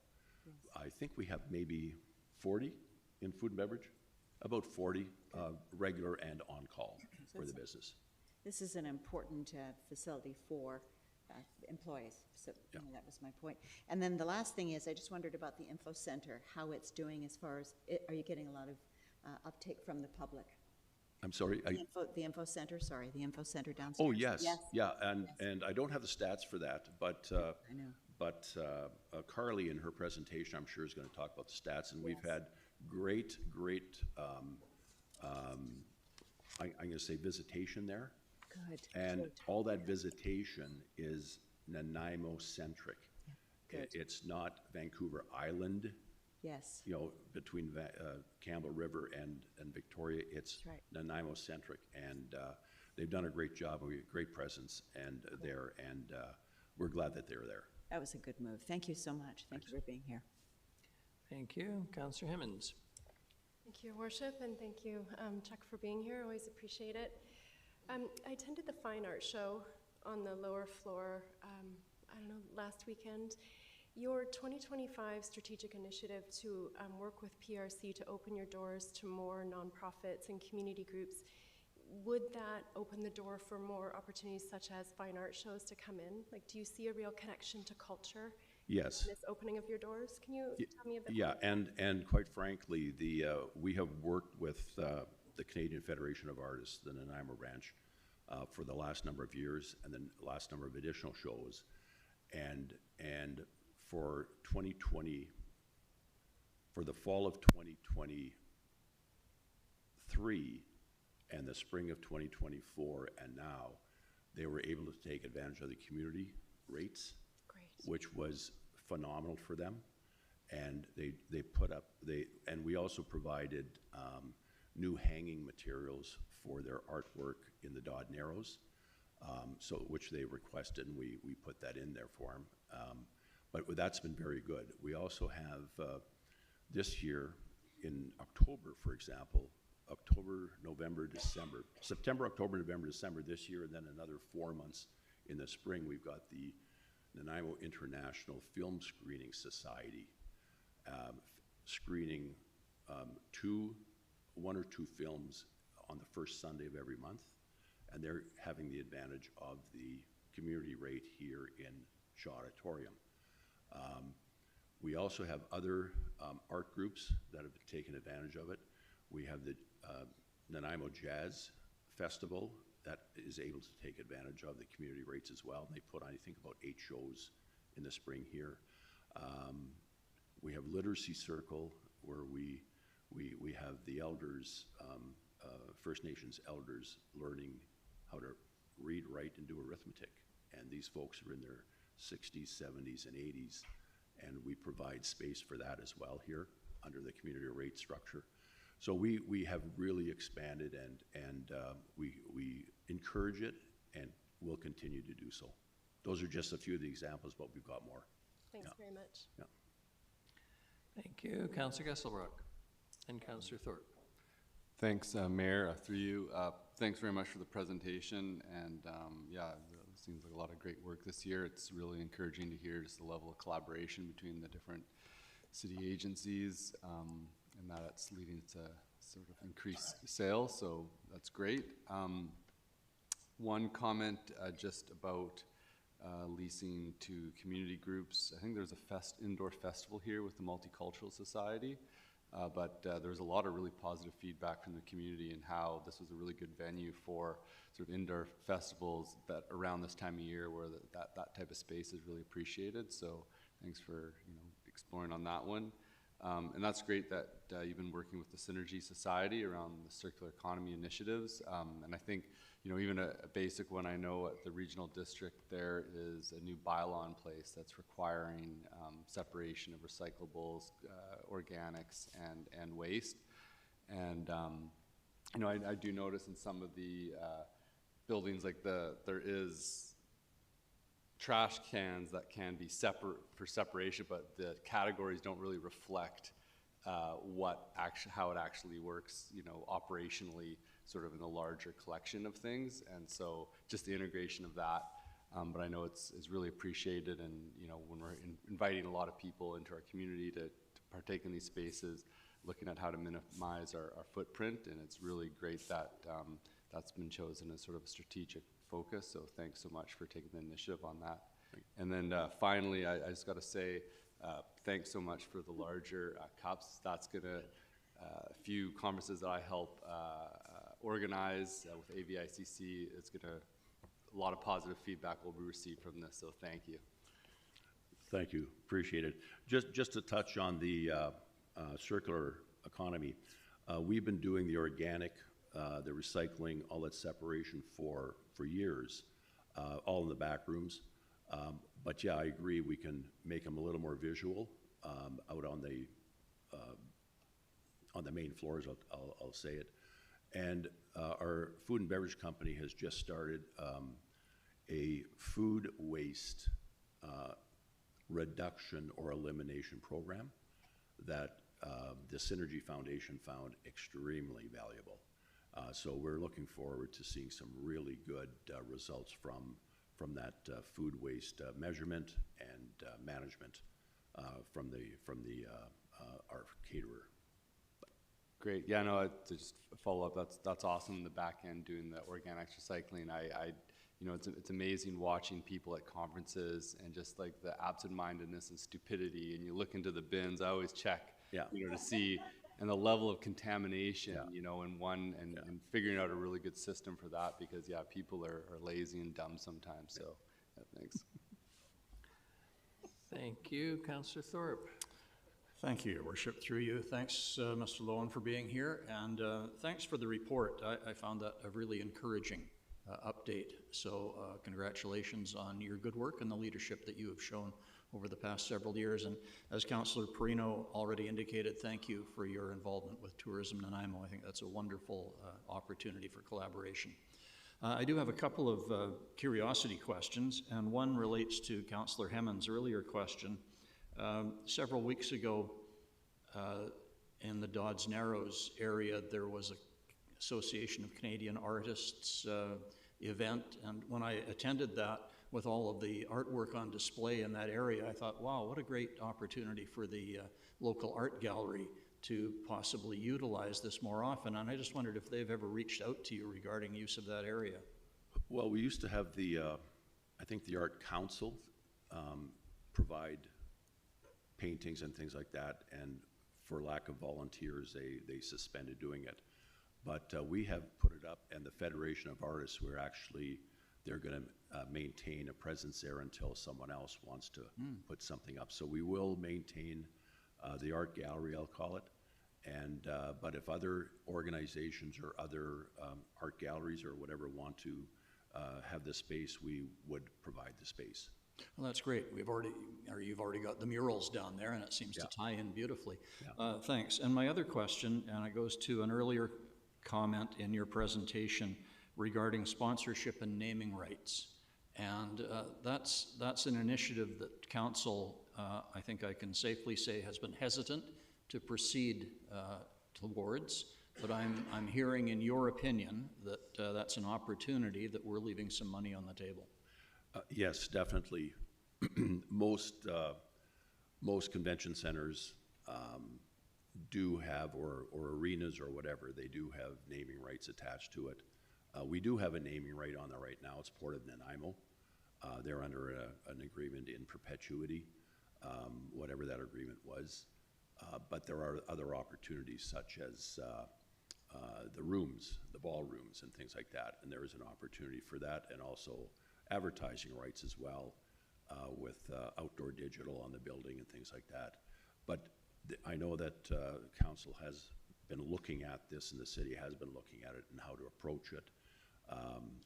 I spoke with the consultant looking at it, and I provided him all the data, all the information, all the projections that I felt were reasonable as far as revenues that could be brought in. But there are considerations like, do you name the Nick and the Knack and the Frank Crane and all the other city-owned buildings? That's something that the city would have to decide on. But there are many cities in BC and across Canada that have naming rights attached to it, and it makes it a very lucrative. It makes it a great community partnership with a company on sports and leisure buildings, but it also provides a good revenue stream for the city. Well, it's something that I hope we'll look at again in future, but in the meantime, thanks for your thoughts on that, and again, for all your good work. And we have a company as well within OVG, Oakview Group, that does that. Thank you. That can provide the selling and marketing for you. Won't be me, be someone else. All right. Just a little plug, that's all. Got it. Thank you. And just a question about the numbers around economic impact. I'm going to assume that the economic impact doesn't include the new hotel and what it has generated in terms of employment and benefits to the city. No. So that is a very direct result of having a convention center here, and it's not included in the 114 million, which I think was this year's figure. I'm not seeing any further questions. Thank you so much this morning for coming in. Appreciate the detailed report. Thanks very much. Time for the morning break, everyone. Nanaimo's most notable celebrities, Diana Krall Plaza is an open public space in the heart of downtown Nanaimo. The space is one with plenty of potential, but most days it serves as little more than a space to pass through or to access the credit union or public library that have entrances that face the plaza. In essence, Diana Krall Plaza is a space that has yet to find its heartbeat. However, one event does make great use of the space each Thursday evening throughout the summer. The night market along Commercial Street brings food trucks, artisans, vendors, and entertainers in, transforming Diana Krall Plaza into the lively destination it was always meant to be. As downtown Nanaimo is reimagined, the goal for this key plaza is to carry the energy of the night market forward in a way that sees the space used well throughout each day and every season. Diana Krall Plaza was established in the late 1990s when the Port Theatre, the Harbourfront branch of the Vancouver Island Regional Library, and the Harbourfront Parkade were built. The plaza sits atop that parkade. This was a new approach to open space in Nanaimo, but the problem? The plaza was, and typically still is, empty. As the roof of a parkade, the plaza suffers from structural load limitations. The plaza can't support big trees or heavy features. Blank walls on adjacent buildings and minimal art leaves the space feeling uncomfortable and uninviting. Over the years, design ideas were brought forward, but none were realized. That, however, is about to change. In 2020, an advisory committee of volunteers, businesses, Vancouver Island University staff, and students, and the city.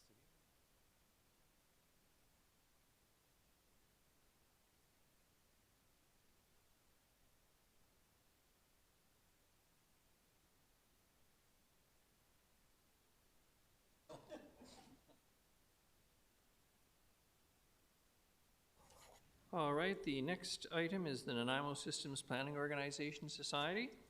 We're joined this morning by John McCormick, the Executive Director via Zoom, and Don Bonner in person, the Chair. Good morning, Mr. Bonner. Introduce yourself for the record. Good morning, Council. My name is Don Bonner, and I'm here with John McCormick. I'm glad that we're having this meeting with Council and Your Worship on the traditional territories of Nanaimo First Nation, and Mr. McCormick comes from the traditional territory of my family, the Anishinaabe in Ontario. And we are entering our third year with Council, and Council gives us roughly $480,000 a year. We are not asking for any more funds. That's a promise I made to council when we first started, and we have kept it to date. And I would like at this point to pass it over to Mr. McCormick, who will go through the presentation for us. Mr. Bonner, thank you. Mr. McCormick, good morning, welcome. Thank you, Your Worship. Thanks for inviting us today. I'm the Executive Director of the Nanaimo System Planning Organization, and happy to be here and report on activities in the past year and also where we are planning on moving forward in the future. So today we'll just cover off a bit of a review of our activities in the past year, some current projects, and then where we see some of the focus of our work over the next coming years. If you can move the slide forward, please, Don. Thank you. So as you know, we work with the nonprofit sector, the City of BC Housing, province, Island Health, and the federal government. And over the past year, we've really built, I think, very good working relations with each of these entities. Really appreciate the engagement of city staff and engaging us in activities with them. We have worked quite closely with them and with BC Housing. We do have good working relationship with Island Health that continues to develop, and that our nonprofit sector partners are obviously the sort of the key piece of the work that we do on a daily basis, and that's reflected not only on the board but also in the many activities that we're involved in. Next slide, please, Don.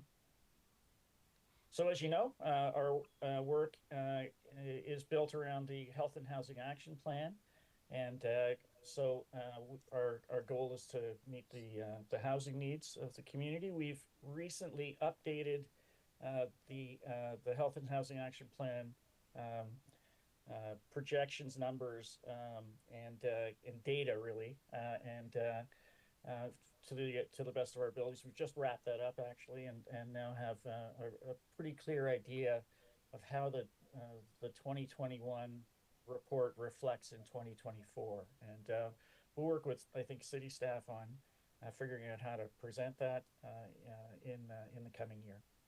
Next slide, please, Don. So as you know, our operating approach is to leverage resources and to facilitate, collaborate, convene, and provide research. And then we are, seeking resources for community housing efforts. And so we look at all of the different funding sources that are available to us. It's an interesting time in that regard, with the federal government recently announcing that they like some of what's being done with the Rental Protection Fund. It's actually led to reductions in the use of that, or the leveraging of that funding in communities across the province. So there's this sort of constant flux that's going on around funding and around opportunities, and we keep ourselves abreast of that. We are intimately involved in the discussions and activities around the Heart and Hearth funding from BC Housing in our community. And as you know, we played a role in the bringing of the Emergency Weather Response Program here to Nanaimo. Next slide, please, Don. So we know who our partners are. In particular, I wanted to focus also, in addition to our community partners and the government partners, we are working much more closely with Nunavut First Nations now. We just finished the point-in-time count. The data is being collated as we speak, and the final report will be ready sometime in the first quarter, near the end of the first quarter of 2025. And that is becoming a very good working relationship. We're working with their housing team on a number of activities, including housing policy, and likely we'll be doing some research work in association with them. And as part of that, we have recently engaged a member of our team to act in an advisory capacity who is from Nunavut. And so that's an exciting new development that I'm just finishing up the details on. Over the past year, we have had good and ongoing discussions with community associations, local churches, other landholders who are part of the community set. And we're looking at and actively engaged in ways that we can help to move some of these opportunities forward that might lead to, or that can lead to housing that can help to assist the other sources of housing that are coming online over the coming years. Next slide, please, Don. Maybe just to clarify again, research, convene, collaborate, and coordinate activities, and looking for systems gaps. Next slide, Don. Of course, importantly for us is that we don't want to duplicate efforts of existing organizations or wander outside of our mandate, compete for funds, or run housing programs, or speak on behalf of funders, the city, or community housing providers. So we really do operate in the background. We are a little bit like the duck that looks calm on the outside and our legs are moving like crazy. There's just so many things that aspects of the work that is happening with our small team, keeping up with many of them, and it's too much for me to articulate all that we're doing on an annual basis. Suffice to say, you're certainly getting good staff time for the funding that is provided by the city. Next slide, please. I'll maybe pass this over to Don just to speak to the board. Yeah, thank you, John. We have a very strong board.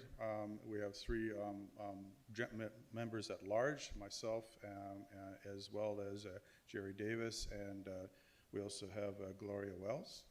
And we also have members from City Council, Councilor Gusselbrock. We also have Amanda Levin from Island Health. And we also have two other members, both from Island Crisis Care Society and also from the Canadian Housing Mental Health, CMHA. Not CMHA, Jason Harrison, anyway, whichever organization he's with. And so we're looking to possibly have a couple more board members at our next AGM. Some of our board members will be retiring, so we're looking to have that in the future. Anybody with a good financial background is always welcome. Go ahead, John. Thank you. So as you know, we have a financial controller, myself, a research lead, and then a part-time data coordinator, which is an important function for us, as it's going to help us to continue to understand where we're at as a community. Some of that work will really move forward with the application of the health and the HIFAS system, the housing information system, which is a database that BC Housing effectively hosts through the federal government. We continue to be working as one of a number of communities on that, and then I will be part of the second wave of rolling out of that system over the coming year. Currently, Abbotsford is in the test phase with Nelson, and then once they have gotten it up to a functional level, then the second wave of communities will be brought on, and then I will be part of that. As I mentioned, First Nations Advisor has been engaged, and so we're looking forward to continuing to develop strong working relations with Sinixt First Nation through that work. Next slide, please, Tom. So as I said, the HIFAS leadership locally and provincially, we've been involved in this conversation for many years, really. And so we play a leading role in that conversation, especially given the quality of our research lead, Andrew Thornton, who is PhD and really contributes mightily to the conversation at a provincial level as well as at a local level. As I mentioned, we've updated the Health and Housing Action Plan. We're working with Vancouver Island communities up and down the island because the nature of homelessness is a Vancouver Island challenge, not just a Nanaimo challenge. And it's very important that we have good working relations with our community partners from the top of the island to the bottom and all the way across. And then we continue to look for funding opportunities, as mentioned. We are actively engaged in housing and development conversations, and we are independent of the work with the city and with BC Housing, looking at opportunities that can help to secure rental properties or protect rental properties. Travelers Lodge is an ongoing conversation, and we look forward to seeing that coming online in the coming month or couple of months. And that is obviously an important contribution to the overall capacity of the community to respond to community need. Next slide, please, Don. So as I said, Health and Housing Action Plan, the point in time count. We did a by name blitz that sort of is a bit of a stopgap measure in lieu of us not having a functional HIFAS system in place yet. It did help us to really understand where the community is at. And we are in 2025 setting up a research committee. We're looking at a medium-sized communities research across the country. We're working with our community partners on Vancouver Island on some research associated with the nature and movement of community members up and down the island, as well as opportunities for development of land. And then we are looking at continuing to make sure that our work aligns with the donut economics approach, and using that as kind of the template for us to evaluate how we're doing as a community. And we're also cognizant, aware, and actively engaged in making sure that our actions and activities align with SFN cultural practices and protocols. Next slide, please, Don.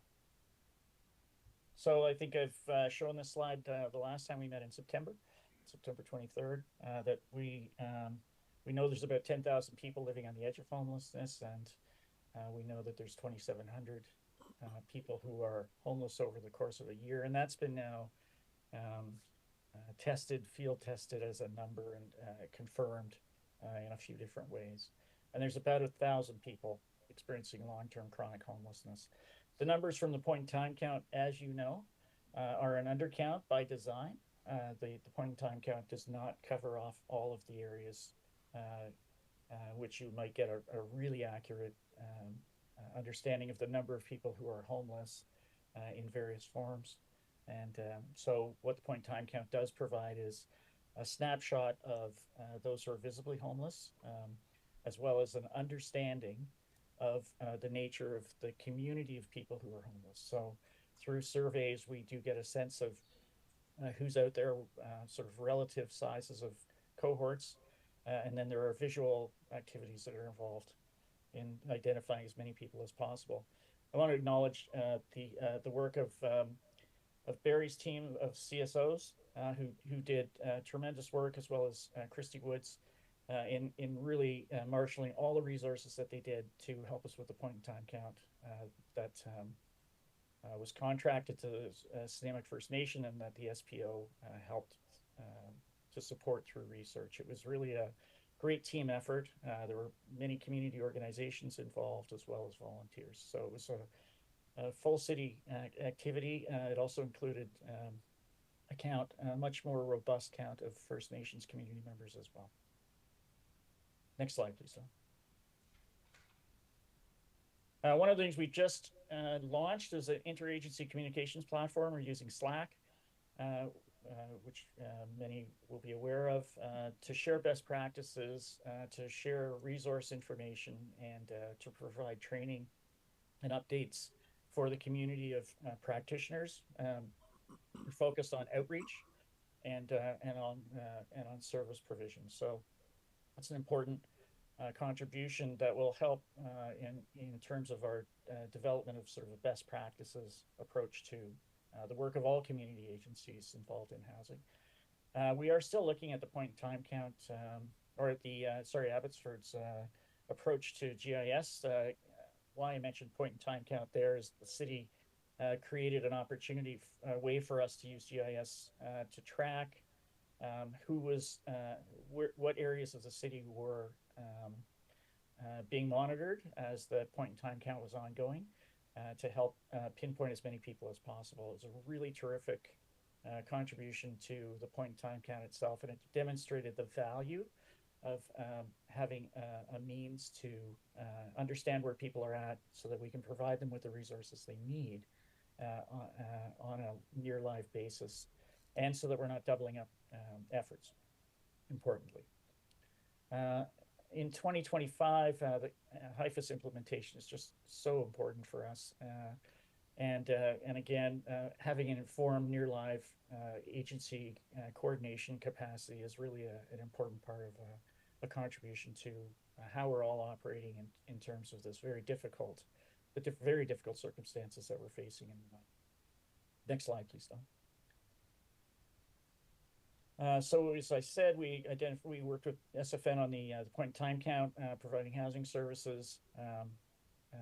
And we have brought, as I said, an advisor on the team. That's going to really be an important contribution to not only our relationship with Sinimaq First Nation and its many people who are engaged in housing, but it also helps the community agencies in Nanaimo to work in a better way with community members who are Sinimaq members or who identify as First Nations. If I may ask, Mr. McCormick, the First Nations Yes. advisor on the SBO team, is that a volunteer or a paid position? It's a contract position, Your Worship, and it's about 20 hours a month.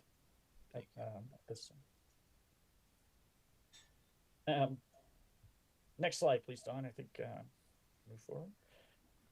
So the SPO task force is we're doing work on getting the pieces in place for that. We have the update of the Health and Housing Action Plan was an important part of that, and so we'll be convening that in the coming month. We're going to wait until after Christmas to do so. An area of interest and focus for us is to focus on how we can develop land for housing. And so our nonprofit and community-owned lands is a great inventory. And so we are actively getting ourselves tooled up to be able to provide support that might lead to redevelopment of lands. And I can point to the case study of the church on, it slips my mind. Someone will remember on council. Sorry? The one on Estevan. Yes, Yeah. thank you. That is a good example of a development. It's actually a sort of a cautionary tale in some ways as well, as the city knows, in how you can make every mistake possible and struggle and still get it done. So we don't want to follow its total game plan, but we certainly want to use it as an example of how community-owned lands can make a difference. And as I said, we are looking actively at the GIS system that helps community agencies to work more collectively, coordinated fashion. And as I said as well, we are actively involved in now developing good communications amongst our community agencies who tend to, be understaffed and overwhelmed, and so they can become a bit isolated.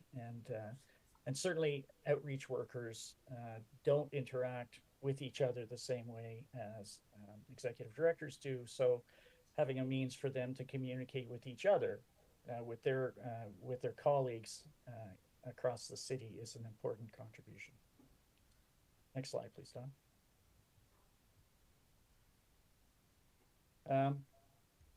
So we'll be developing terms of reference on the SPO task force based loosely on the Health and Housing Task Force that was established in 2019, I believe.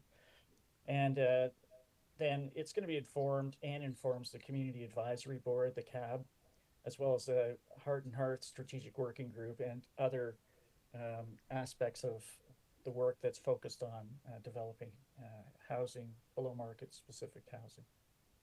Next slide. Thanks.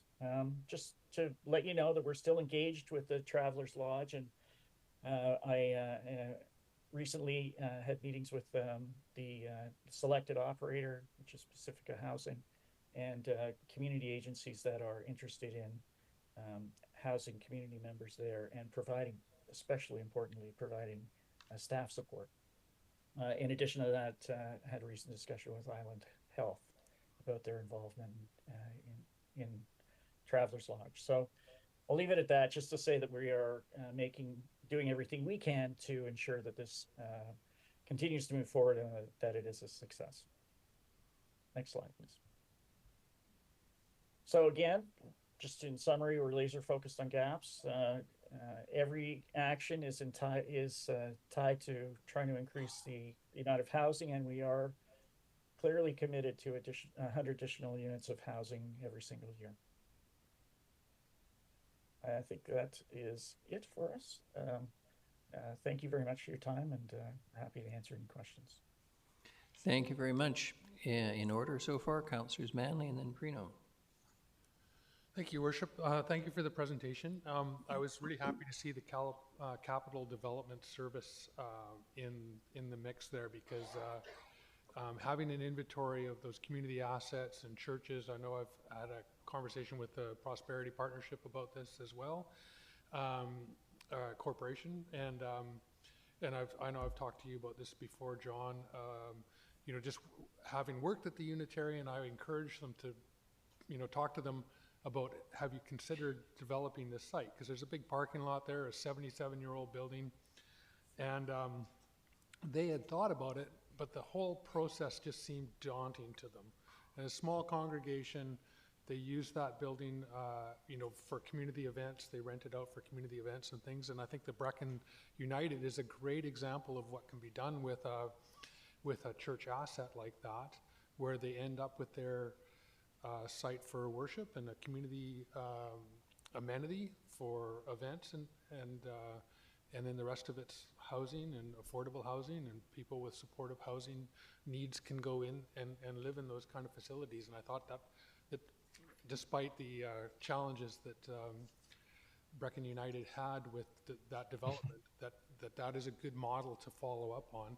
And so I'm glad to see that you're doing that. I'm also really happy to see the Travelers Lodge being put to good use, and I think that that's a facility that sat empty and for far too long, and is, you know, looking for those kind of opportunities. That's low-hanging fruit to deal with the crisis on our streets, and not just what you see on the streets, but so many seniors, people with disabilities, working people, and you know, others that are living in cars, et cetera, that need help, that aren't the homeless we see pushing carts around or dealing with mental health and addiction challenges. So thank you for that. Thank you. Just, I think that they support if I can answer, just add a comment to that, it's the support that community entities need. Development is not their skill set, and often they may get started on something like this, but it's keeping the sustained energy moving forward, which I think is that gap that we want to be able to fill, is to be able to provide ongoing support, so that as you know, building committees of a local church move through or cycle through members, that the effort doesn't fall off the table. I think that I've seen too many times where, including in circumstances that I was in with the John Howard Society, where it just becomes very difficult for staff and a board often to continue to keep the energy levels up around development opportunities that might be coming their way. So just a quick follow-up. Thank you. So this service, are you working on connecting these organizations with people that can help with the BC housing applications, connect them with a developer that can work through the process, or a list of developers, to ensure that they just have the support? They make a decision, and then they kind of provide a vision, and then away it goes. Is that kind of the model that you're looking at here? It is, and it's really being a supporting, helping hand, and being a bit of a gopher for them to be able to provide, fill in the gaps as needed. Just as I said before, so that the momentum doesn't get lost. It takes a lot of effort to get these things moving forward, and it's easy for that momentum to atomize. Just with a small change of a committee member at a board level who resigns, or changes that happen, or hurdles that are met. Even just navigating the range of services, or the range of components of the development application can be too much for a community agency to even consider it. So in our discussions with community churches recently, they're very interested in that conversation and looking at the bracket model, as you said. Thank you. Councillor Perino. Thank you, Your Worship, and a question through you. Great to see you both. Thank you for the presentation. Good to have you back at the table here. And I'm just wondering, on your slide number 11 under research, it's the way it reads more than anything, and I'm just not sure what your goals are for 2025. It's under research. Number 11 is your page. Go back to that slide just to look at That's it. the one. So what I'm wondering is, under your 2025 actions, what does that mean, medium-sized communities research highest crime rates? I'm not sure what your goals are for 2025. Even the one above it, I'm just not sure what you're planning to do. So I'll speak to the research in 2025. As you said, that we're really focused on local issues, also by some comparative issues related to other medium-sized communities across the country. And then Vancouver Island, looking at shared research opportunities that we might have with other communities that can help to better move us forward. I think I misspoke, to be honest, on the slide about highest crime rates. There's a number of different areas of the work that we look at, and that was part of a conversation around medium-sized communities across the country. I don't think that would be a primary focus of the work that we'd be doing with respect to medium-sized communities. So we're really looking at. Sorry, I cut you off. You said we're really looking at. Really looking at what's the kind of work that helps us to understand our own circumstance in Nanaimo, that helps us to really initiate best practices and to understand opportunities that might exist that we can move forward as a community and within the Canadian context, and the jurisdictional challenges that we face as a country. To reduce crime? Is that the idea, to reduce crime? No, I'm just going to back away from the discussion about crime in general. I would say that really the purpose of what we're trying to do is to provide opportunities to better understand how to operate in a way that does manage the challenges that are faced, and at the same time does help to house community members. Okay, thank you. So the conversation about crime rate, I think I just missed an edit, to be honest, in that regard. Okay, thank you. And a very general question for both of you, whoever cares to answer. Working on the assumption that they're not deaf and dumb and blind in Victoria, and are conscious of the incredible street disorder that exists, not just in this community, but across the province, do you get the sense that Island Health, the provincial ministries involved, are paying attention to what you're doing here in Nanaimo? And if so, are we having any influence on policy? Are the bureaucrats listening to you, or are they trying to influence ministers? To get any sense that anyone's paying attention in what I will call a positive way? I realize it's a challenging question, and that's okay. A non-answer is an answer too, but... No, it's a fair question, and the fact that Nanaimo has set up a system planning organization has been impactful just in itself. It's meant that we have a community voice that represents the community service providers who are doing the heavy lifting every single day, it's why we're part of the conversation with BC Housing. They have expressed an appreciation of the fact that we exist.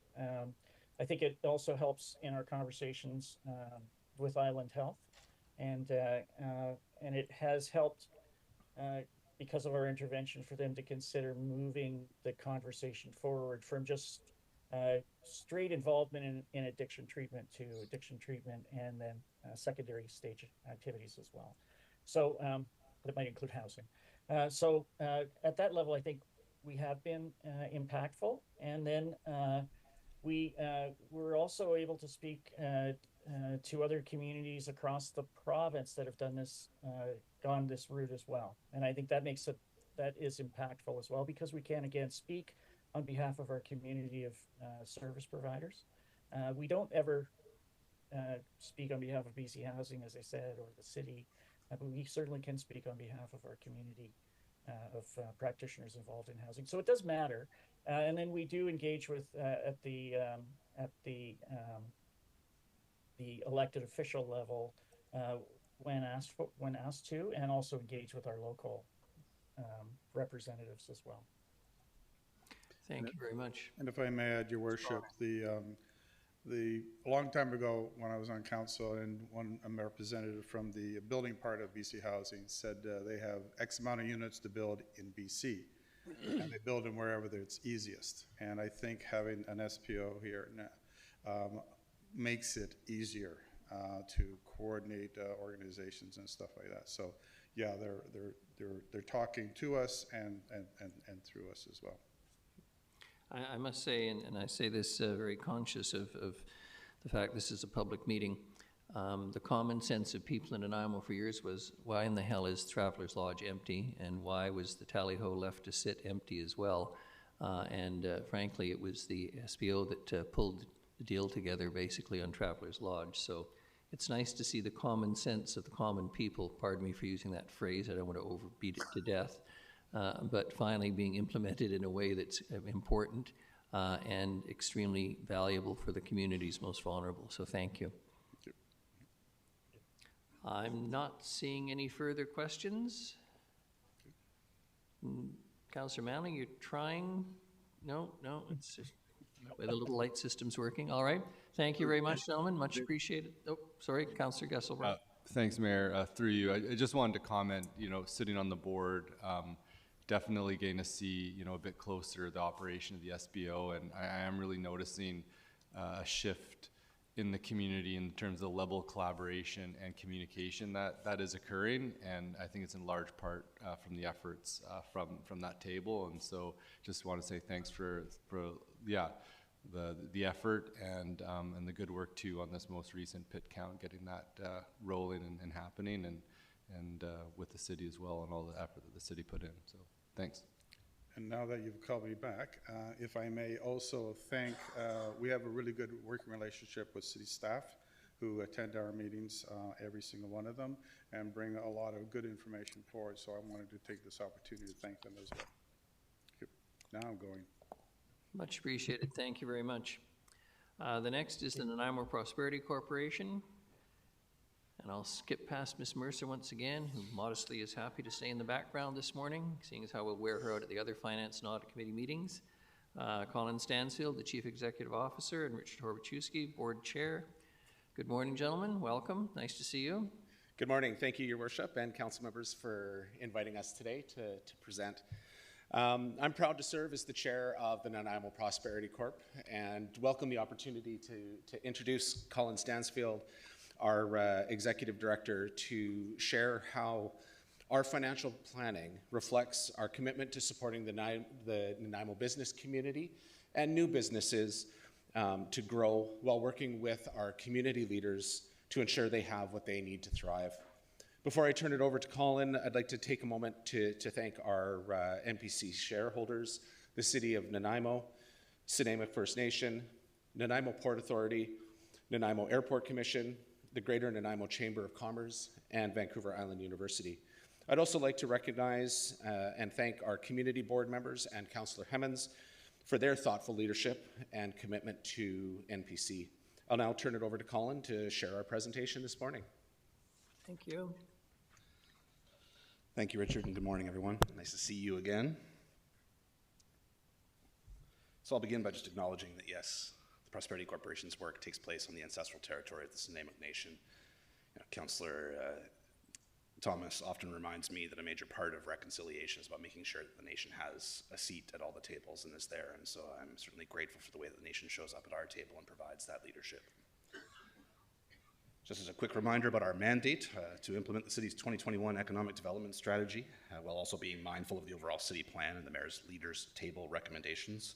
while continually refining those objectives and opportunities as challenges evolve. We expand on that with a little bit of the how when we get into our mission. That really sort of then alludes to our purpose and our overarching goal, which is to develop and sustain a vibrant local economy. And of course, being guided by values is like having the roots of a tree, right? It keeps us grounded, it provides stability, and ensures the growth stays strong and steady even in changing conditions.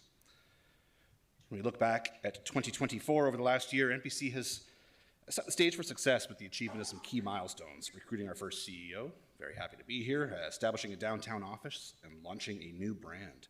Foundational achievements really that do provide the tools, the infrastructure needed to effectively deliver on our mandate.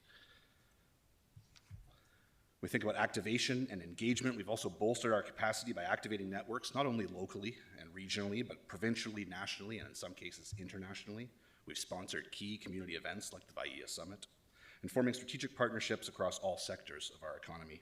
These efforts have fostered collaboration, they've highlighted Nanaimo's strengths, and positioned the city as a vibrant hub for exciting economic growth and investment.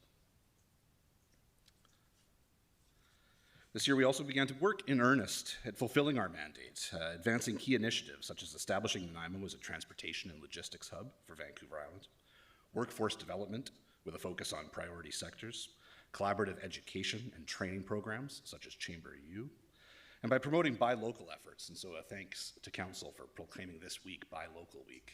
A great opportunity to avoid having to deal with mailing parcels by just walking downtown and buying gifts from our great local merchants. So then these initiatives, they directly address the economic development strategy's priorities. They also position Nanaimo for sustainable growth. And I think what they're doing is they're building confidence amongst our shareholders. Right? They're showing that we are here, we are real, we are growing up, and they're ensuring that our actions contribute meaningfully to the city's long-term prosperity. As we then continue to build on those foundational work of implementing the economic development strategy as well as the priorities of our partners, we're also excited to take the next step in our evolution. Guided by lessons learned, opportunities identified, the partnerships that we've established over our short history, we're proud to share new strategic vision that will drive our efforts and ensure regenerative growth for Nanaimo in the years to come.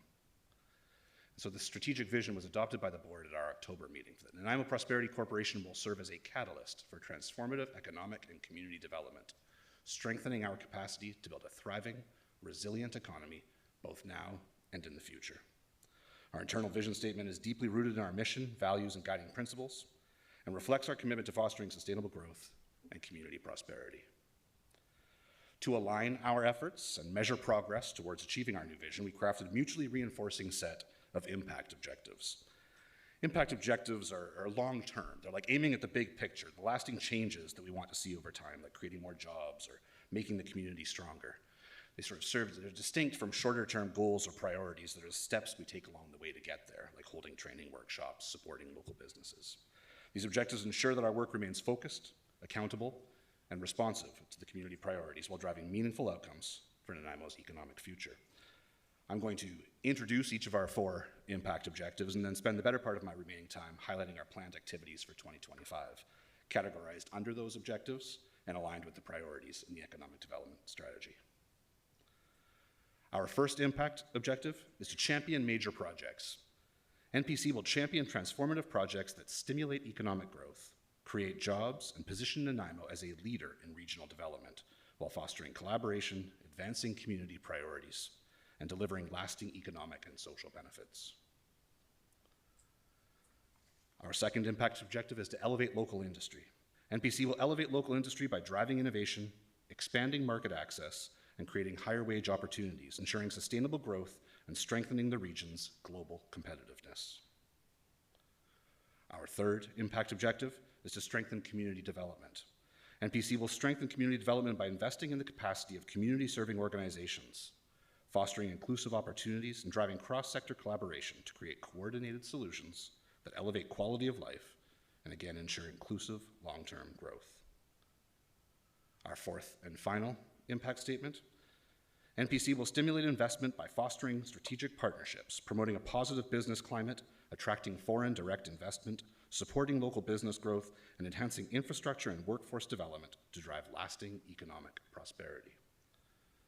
And so it's great to have these high-order, long-term visions, and it's about how do you then actually use those in practice. And so when we look to the year ahead and talk about the strategic alignment, we're talking about focusing on healthcare then in 2025, working with the Fair Care Alliance to advocate for a full-service hospital tower and cath lab, and commissioning a socioeconomic impact study of increased investment in our local healthcare system, work that aligns with our mission to drive sustainable growth by addressing both economic and community needs. These investments not only create jobs and attract top talent, but also they heighten Nanaimo's profile as a leader in health innovation, improving quality of life, and strengthening our position as a destination for living, working, and thriving. Under the objective of elevating local industry, when we look ahead to 2025, NBC is exploring high-impact initiatives that will elevate local industries by enhancing BRE programming in conjunction with the city and our partners, expanding workforce development opportunities, and fostering a positive business climate. These efforts could include scaling talent attraction campaigns like we did with the engineers this last year, launching industry-specific innovation hubs similar to what we see with Coast in our marine and blue economy, and creating customized support for local businesses to thrive and grow in Nanaimo's evolving economy. In 2025, NPC will advance key work plan initiatives that strengthen community development by empowering not-for-profits to drive social capital projects, similar to what you just heard from the Systems Planning Organization, fostering partnerships to address health and housing challenges, and facilitating Indigenous economic reconciliation through collaborative business development. These efforts may include creating platforms for social enterprise growth, supporting integrated housing solutions, or aligning regional economic initiatives with the priorities of our local First Nations. Additionally, NPC will enhance transparency and community engagement by developing tools like local economic dashboards and public reports, ensuring interest holders are informed and actively involved in shaping Nanaimo's inclusive and resilient future. When we look ahead to 2025, NPC will focus on stimulating investment by protecting and expanding employment lands, compiling actionable research and data, and promoting Nanaimo as a hub for global trade and foreign investment. Initiatives will include facilitating export and trade opportunities, cultivating a positive business climate through streamlined process, and developing targeted investment promotion campaigns. By building champions and strategic partnerships, NPC will act as a facilitator, marketer, and advocate to ensure investment readiness, to expand market opportunities, and to create a collaborative ecosystem where businesses and industries can thrive. All of that, of course, takes money, and we're grateful for the money that is provided to us. When we look at sort of comparison of year-over-year funding, and obviously this is a very rolled-up version of it, but what you see is that we have, the City of Nanaimo remains our primary funder. And so with a notable increase in the contribution from 515 in 2024 to 850 in 2025, this is sort of nodding to that greater resilience on municipal funding to support our growth. We had a significant carry forward in 2024 that does not recur in 2025, and that reflects the use of those accumulated funds to establish our operations.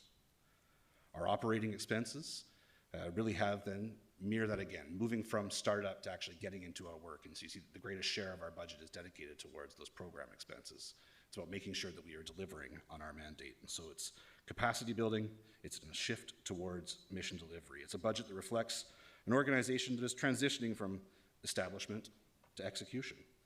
The focus on strategic programs, operational efficiencies, and diversified revenue streams, we think, shows growth strategy aimed at building sustainable capacity while delivering measurable outcomes aligned with our mandate. And so what you'll have in front of you when you go to debate this on Friday is two options. To support NPC's continued growth and ability to deliver on our mandate, these options, the first one increases the city's base funding to $815,000 starting in 2025, allowing NPC to sustain our core operations, to expand program delivery, and invest in high-impact initiatives immediately. This approach ensures long-term stability and positions NPC to maximize opportunities for economic development without relying on one-time surpluses. Alternatively, the second option uses the 2024 operating surplus to cover a portion of our 2025 budget, with the city's base funding increasing to $665,000 in 2025. While this delays a heavier financial commitment, it introduces risk of operational constraints and limits NPC's ability to scale programs effectively and requires further funding adjustments in the next budget cycle. Investing fully upfront through the first option provides greater certainty, accelerates NPC's impact, and aligns with the organization's priorities for driving sustainable economic growth. And with that, I will thank you for your time, and open it up to questions. If I knew that we could take longer, I would have stood up here all day chatting, but I got the chastising email the other day to keep it quick. But now let's talk. What do we got for questions? Thank you very much. Councillor Hemmons. Thank you, Your Worship, and thank you, Mr. Stansfield, for being here and all of your work over the last, have you been on the ground for 6 months yet? Yeah, okay. just 6 months. Just. Yeah. Okay. Can I ask staff, when we initially devised the economic development plan, it was funded at a certain figure. Can you tell me what that figure was, please? I can tell you. Oh, okay, yeah, great. So in that economic development strategy, chapter 7 is about getting the process rolling. The consultant's recommendation is that this function be funded in the range of $750,000 to $1 million a year.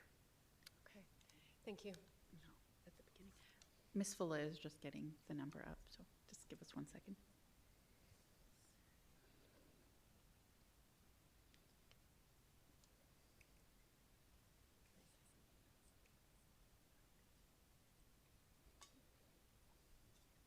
I think as staff are looking, I think what I want to say about that is that Council invested in prosperity very conservatively at the outset, which I think was very wise.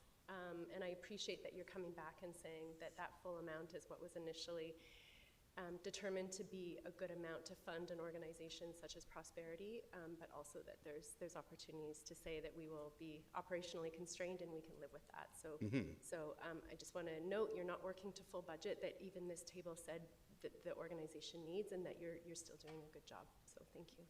Thank you, and I guess I would just add that in that same chapter of that plan, they also recommend the creation of a capital reserve fund that they recommend we have in place so that as those opportunities arise during the year, particularly when we think about provincial and federal grants, when those are priorities that are identified by our shareholders, we need to have some funding available to pursue those. And so with every dollar already committed in our budget, that's more challenging. And so something like that $150,000 carryover is a prime example to build, that we can deliver then on that recommendation and could set us in good stead. Councillor Perino. Thank you, Your Worship. And a question through you to Mr. Stansfield. I love your energy. I just love it. You're so inspiring, and the enthusiasm just helps us to keep going. So I'm thrilled. I'm just wondering if you could mention again who your funders are beside the city, of course. And so in terms of cash contributions, the Airport Commission, the Port Authority, and the Nunavut First Nation. And then we have in-kind contributions from Vancouver Island University and the Chamber of Commerce. Okay, good. Thank you so much. Great work. And Councillor Manley. Thank you. And just follow up on that question. What percentage of your budget is coming from those other sources? And are there opportunities, you mentioned grants, are there opportunities that you see for external funding for the Prosperity Corporation? And so I'll answer them in reverse order. Absolutely, yes, there are opportunities for funding. And so, 2 calls today are both with Pacifican, different departments there who are offering different programs, one around expanding life sciences. And so what is it that we could do around, again, the expansion of our health services? Another one that is around the regional application of AI. And so again, opportunities where we have to, though, be able to show up with our matching funds.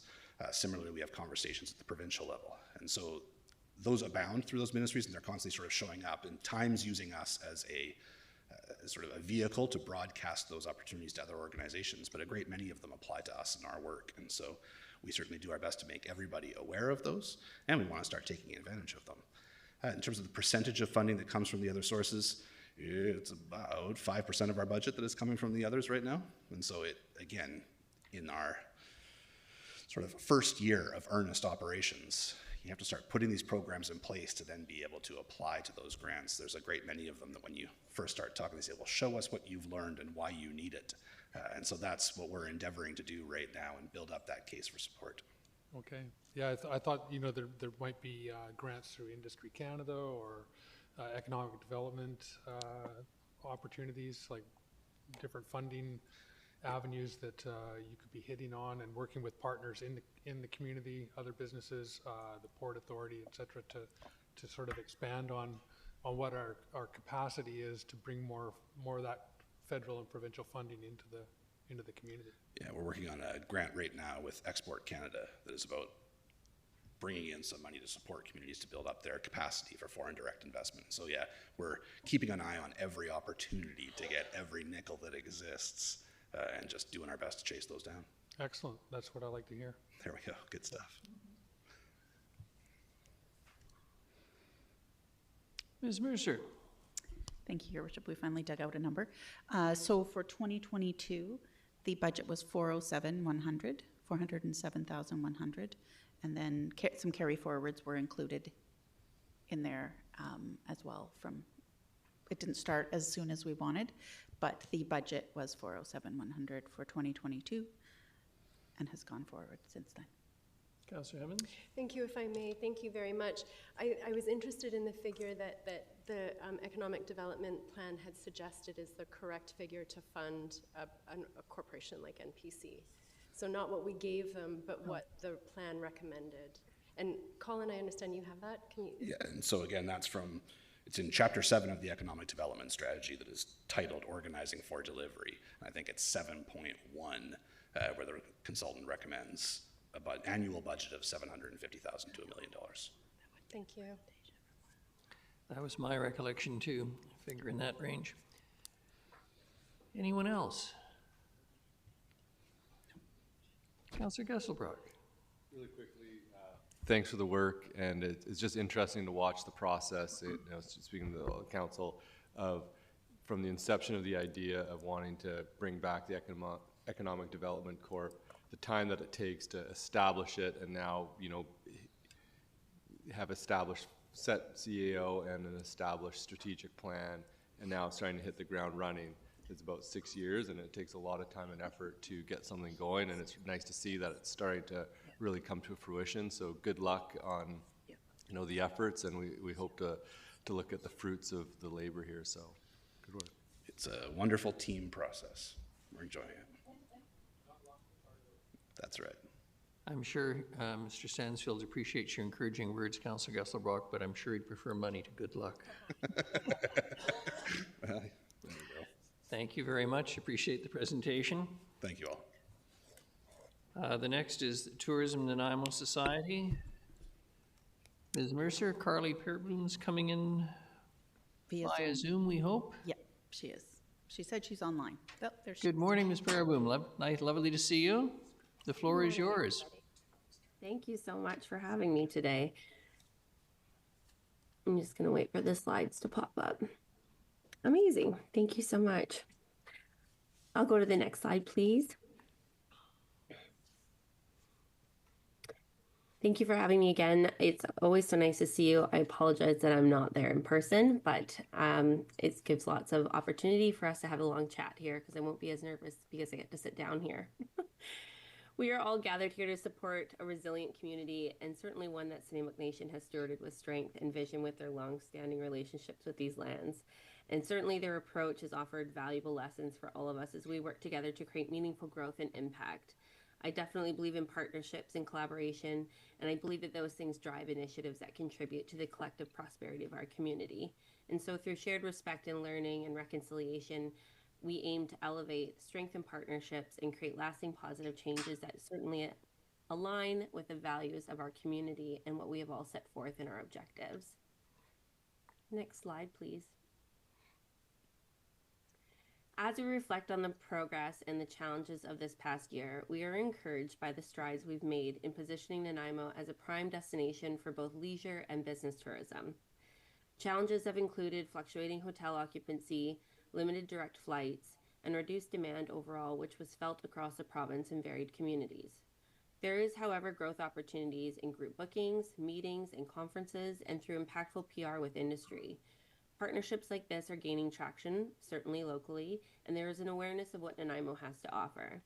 And the progress that has been made through strong partnerships and continuous communication from this year, I believe, are showcased in our outputs. These efforts demonstrate the resilience of the local tourism sector and strengthen our long-term potential. Key activities are marketing efforts, sales outreach, event hosting, and partner collaborations, and addressing the direction of the sport tourism strategy. Focusing on enhancing our visitor experiences and securing funding and addressing operational priorities, we are moving into this next year focused on advancing our goals for 2025 and beyond, and with the intention of creating a more inclusive and sustainable, accessible tourism environment for all. Next slide, please. Here was the original mandate that was put forth when I came on in mid-2023. And I wanted to point these out for a bit of an example of the work that's been done that was our direct mandate to begin with. So developing and guiding an implementation of a 5-year destination strategy that encompasses business meetings and sport, that has now been completed and submitted to the province. We've created a destination brand that celebrates Nanaimo's uniqueness and appeals to target groups and visitors. And we've also changed up our visitor services, but we are operating that and providing a visitor-related service that aligns with the destination strategy and the initiatives that we're looking at. The 3 other parts of our mandate are certainly ongoing, and they will continue to be ongoing as we execute the next 5 years. They are strong in investment in research, trying to build that overnight visitation and certainly destination development, and making sure that our city draws the folks that we are hoping to bring along. Next slide, please.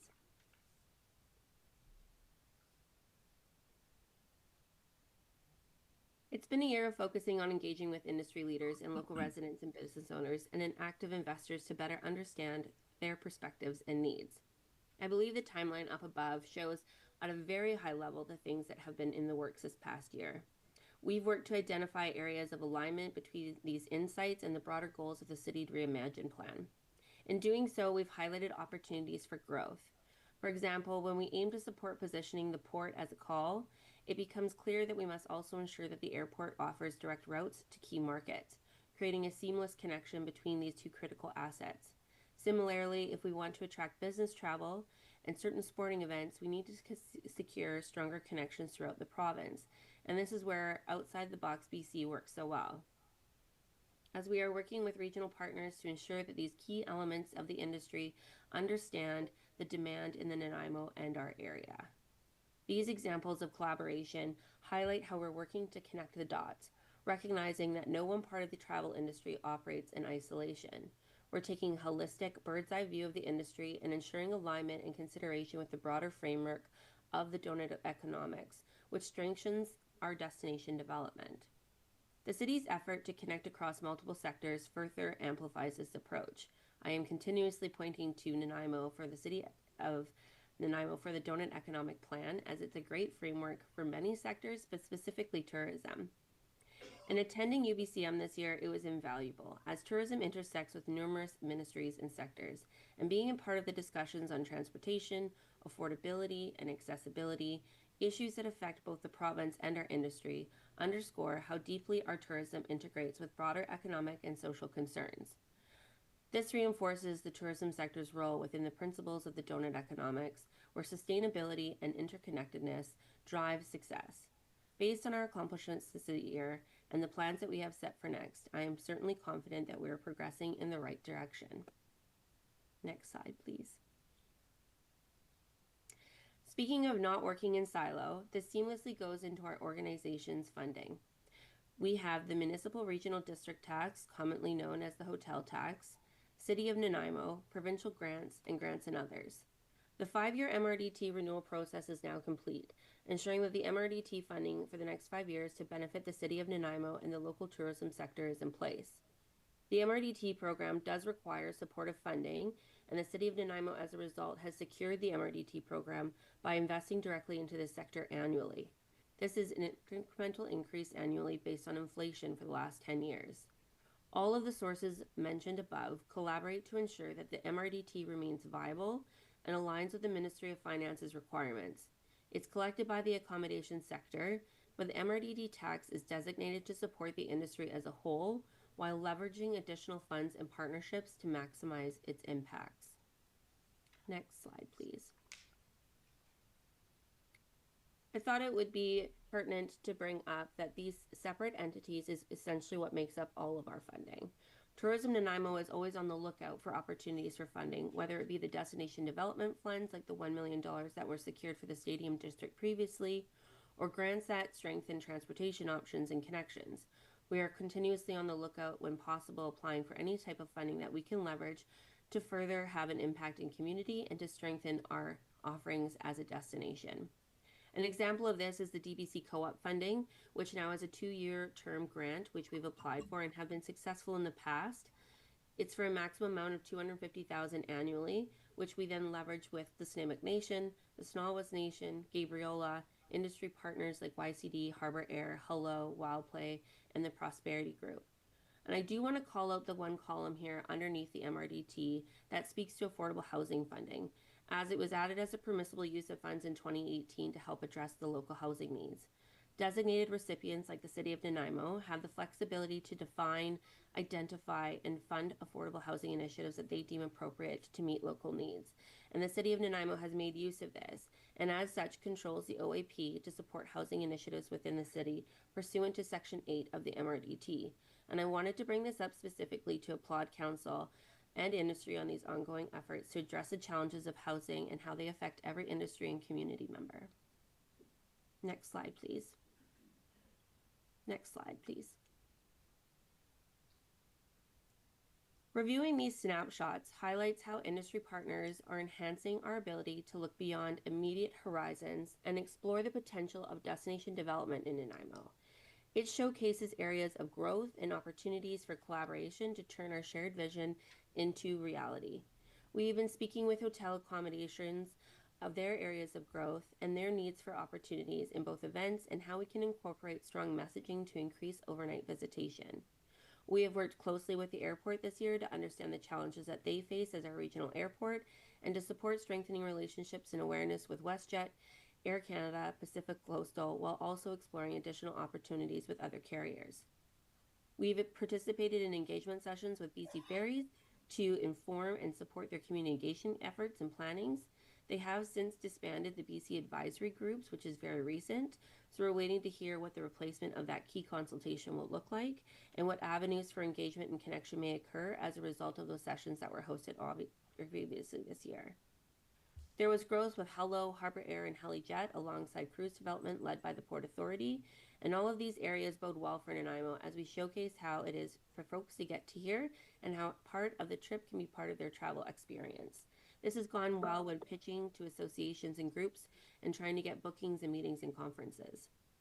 Our visitor services moved at the beginning of the year, and we are now set up at the VICC, and visitation overall has increased by 9.59%, with the majority of visitors being dispersed within Nanaimo, strengthening the educational piece that is what in our community has to offer and what locals and residents call this place home and why it's so special. The VIC supported the port extensively in welcoming the visitors that disembarked off of the 2 cruises that came in. They also attended events that were more so visitor focused and not resident focused, allowing for opportunities to educate and disperse folks throughout the city. Our waterfront kiosk continues to be very successful, and we're sorting through logistics to make sure that it's more robust going forward. I want to thank Harbor Air for their hosting our little kiosk in their waterfront office. It certainly makes the work of getting that down there much easier. There are certainly areas of growth and improvement within the program, and we're working on that for this coming year.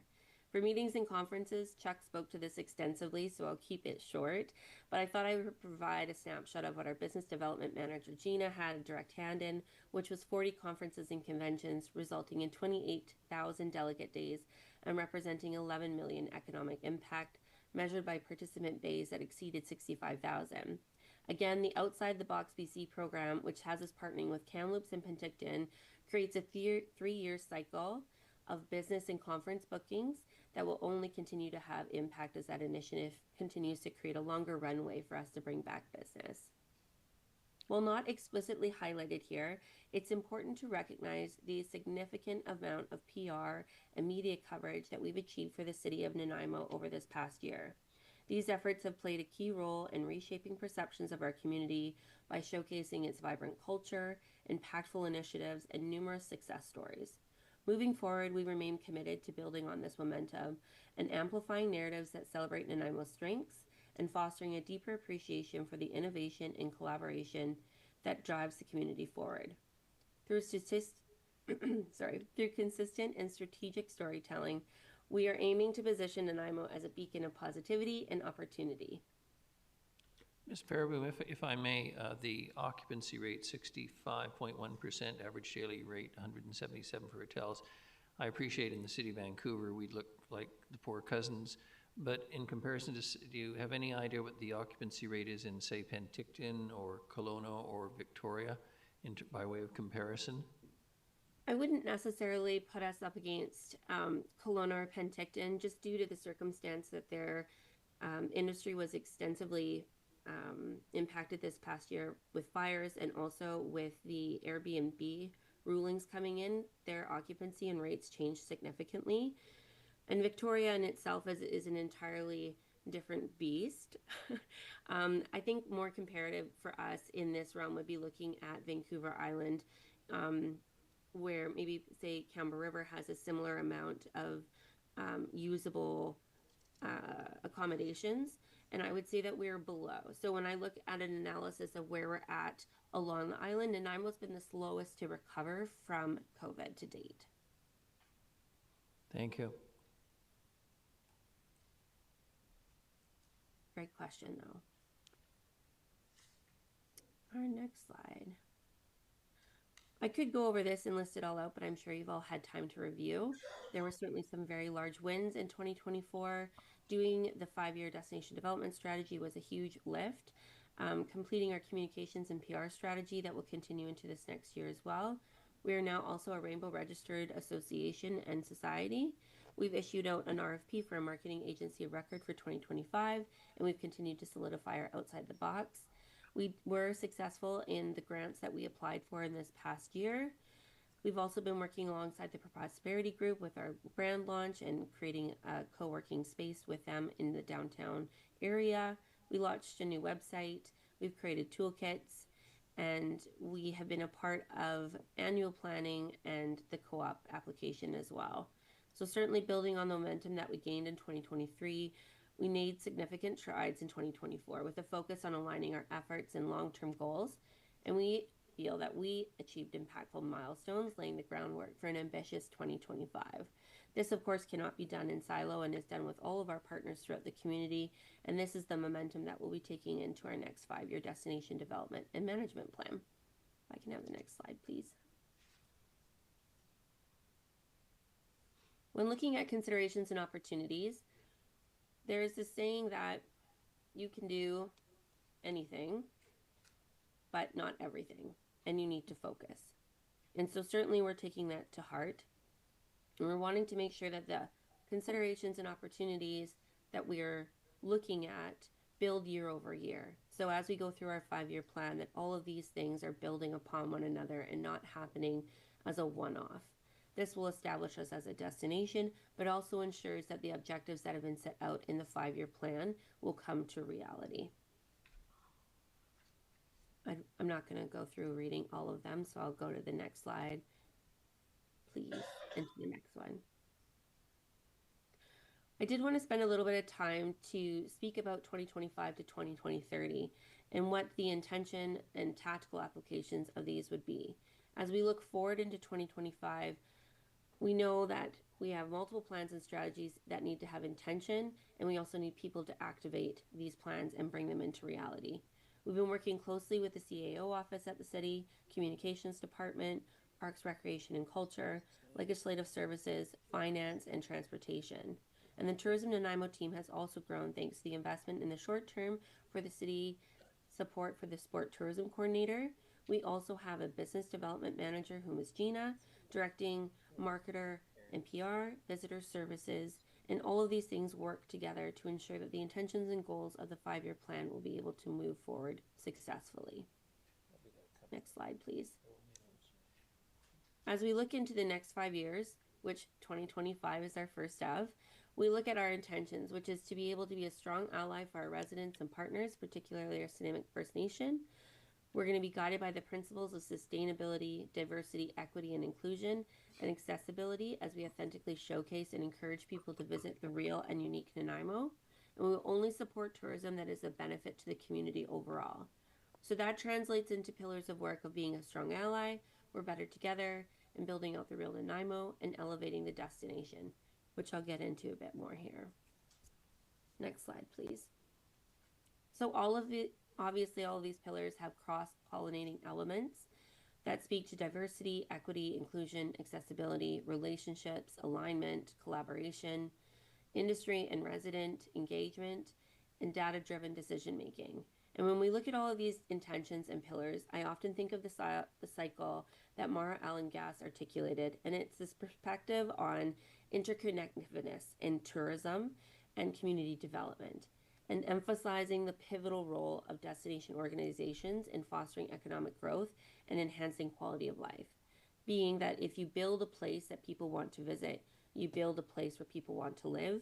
And if you build a place where people want to live, you'll build a place where people want to work. And if you build a place where people want to work, then you're building a place where business needs to be. And if you're building places that business needs to be, you'll have a place where people want to visit.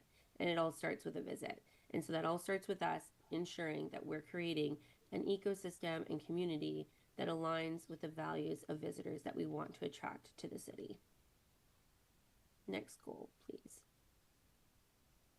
So these are the primary goals for 2025 and 2030, which will be interpreted every year in the annual planning. So our annual planning does occur in November of every year. It goes to the Ministry of Finance and Ministry of Tourism, Arts and Culture for approval. And so these goals are really looking at diversifying Nanaimo's tourism offerings and creating a comprehensive, unique visitor experience, being a leader in accessible tourism and destinations so that we can be a premier hub for sport tourism, but just in general visitation, strengthening industry collaboration and aligning tourism development initiatives across all sectors, so really connecting those dots, elevating our brand and visibility and recognition of Nanaimo as a vibrant cultural hub, and establishing Nanaimo as a model for inclusivity and support in tourism and fostering strong relationships and partnerships for community cohesion. Next slide, please. Everyone loves a good game of Battleship. I certainly do with my daughters. And so with that, this is what I brought forth to the team this year, is strategy, always strategy. We must be intentional with planning and we must be consistent in our actions. And without either of those things, we'll be ineffective and scattered, which we will not be because we have a defined strategy that provides us our roadmap as we're going forward. I wanted to elaborate a little bit, but I won't take up too much time since I know it's close to lunch. On the next slide, it's talking about our strategic framework and really what all of those things mean. So being a strong ally is about focusing on our relationships with our Indigenous communities, building relationships with local community and cultural associations, amplifying and supporting accessible and inclusive experiences, and investing in that community engagement. Better together, certainly we can never work in silo, and so it's always about advocating and creating strong connections. Building out the real Nanaimo is going to develop itineraries, multi-day visits, working with travel trade, encouraging growth in the accommodation sector and improving our accessibility overall as a destination, and elevation, which is really bringing what Nanaimo is to all of the different markets that have been identified, showcasing us as a meeting and events destination, showcasing that we really have capacity for sport, and improving our placemaking and wayfinding as we go along. And with that, I thank you for allowing me to speak with you today and to share some of these things. I feel like I could easily speak much longer and have more coffee, but I'm happy to answer any questions or hear any feedback on the work to date from anyone. Thank you very much. Much appreciate the presentation. And what a surprise, Councilor Paynes, first question. Well, I'm on this particular board, so it's always fun to hear Carly speak and the accomplishments that you've had. And I just wanted to say, Carly, that I know it's been a difficult year, and I'm just very, very pleased with the work that you've been doing. And your vice chair is here listening to this presentation, so just from all of us, well done. Thank you so much, and keep going. We're behind you. Thank you. Councillor Thorpe. Thank you, Your Worship. I'd better follow up on those comments because I totally agree. Thank you, Ms. Paraboom, for being here. And I'm just genuinely impressed with the leadership you have brought to Tourism Nanaimo in the short time that you've been here. And I appreciate in your report the specific examples that you gave of what has been achieved in a relatively short time. So I'm full of optimism for tourism moving forward, and again, I thank you for your work. I do have one question, and it's a quick one. It relates to one of our favorite topics, the MRDT. And I just want to confirm with you that it is my understanding that it is best practice for local tourism organizations to administer those funds in their communities. It is. Yeah, it's provincially recognized as the best relationship to have. In some instances, the DMOs are the designated recipient and still work in collaboration with the cities and other entities. But this model is the one that has been most successful across the province and one that is trying to be replicated in other provinces. Thank you, and that's the model that we have recently moved to. That's correct, yeah. Thank you very much. Thank you. And it's a question I've asked before, a similar kind of question. Where are they coming from when they're coming to Nanaimo now? We have, like, anecdotally, we're looking for a complete data report that will get to us early in the new year. But right now, anecdotally from our partners in industry, there was a lot more international travel this year than initially anticipated. Primarily, though, we do have a strong Canadian traveler that comes here. So we're looking at Alberta, Lower Mainland, Vancouver, that come over to Nanaimo quite frequently. The one challenge that we found this year was, while we've showcased the accessibility and how easy it is to get to our destination, there was a lot of foot traffic, increased foot traffic, day trippers that were coming into Nanaimo, but not necessarily translating and moving into overnights. So that's something that we're going to be working on addressing in the new year.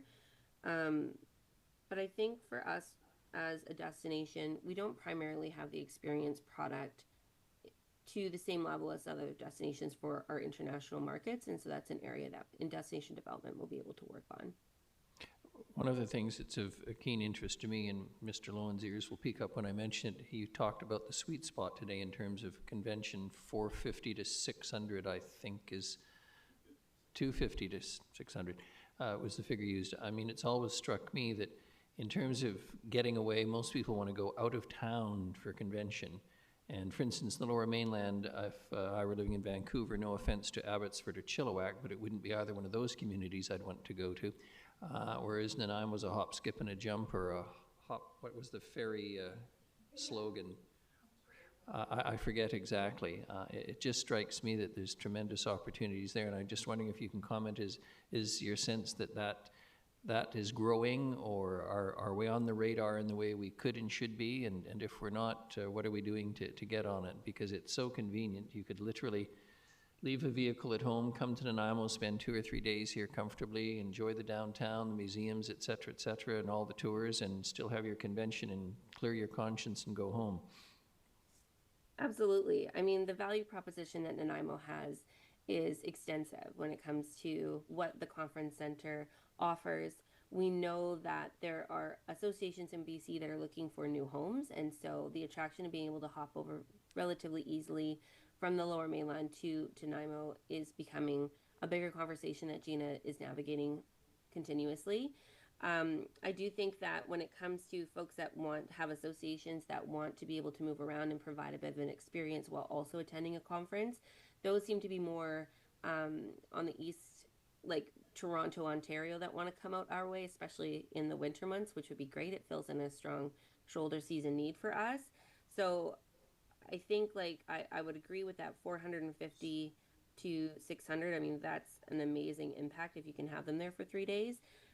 You know, 2 days conference at 250 to 400 people is also great. I think that as we continue to have these conversations, we will continue to see success there. And we've definitely hit the radar of some major BC associations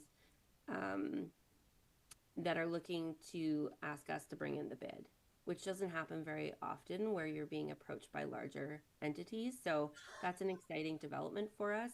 And I think the other thing too is this year we had an opportunity. The Coast Hotel actually hosted Destination BC, so the provincial entity for tourism, their board retreat. And that was followed up with some really great feedback. So we'll be making sure that we harness those inroads that we've created this year to really build it out next year. Thank you very much. I'm not seeing any further questions. Much appreciate the presentation this morning, and how shall I say, good luck, as Councillor Gusbrock wished folks earlier, and glad you're getting some money. Thank All you right. so much. I would suggest it's time for lunch, everyone. We will reconvene at 1 o'clock. Thank you for attendance. Those of you who stayed this morning, much appreciated.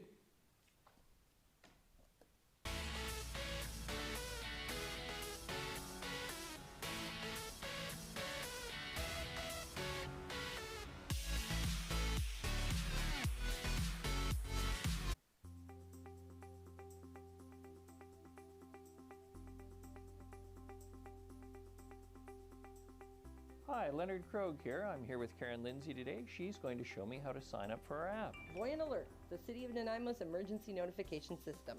So we'll start by going into the App Store, Mayor Krogh. Done. Next, you're going to hit search. And you're going to search for the app, which is Voyant Alert. So it's V-O-Y-E-N-T. Now you see, it's already selected it. Click there, hit get, and then we're going to install. And why are we downloading this app? We're downloading that so that you can get this onto your phone system, and what it will do is it will send you a push notification out. So if the City of Nanaimo issues an emergency alert, it will actually push the notification out onto your phone.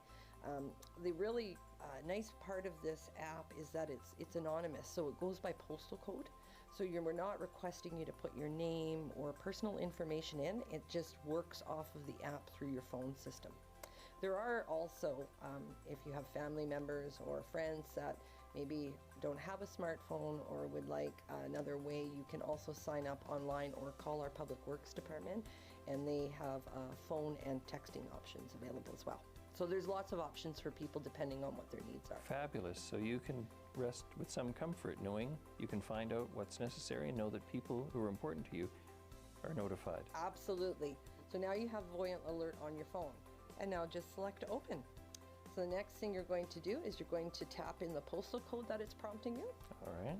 So you just click on there and start entering. And then find on a map. So here you'll see the welcome page for the City of Nanaimo, and you want to subscribe to notifications, yes? Yes. Click that you agree to the terms, so click both to the yes for consent, and then hit next. And it's going to ask to either allow or not allow notifications, and you want to always allow. Always allow. Always allow. And the reason that is, if you don't allow, it won't push the notification out to you. So always allow. Always allow. And now you see here, you've got a message to accept that you've signed out. Decision points.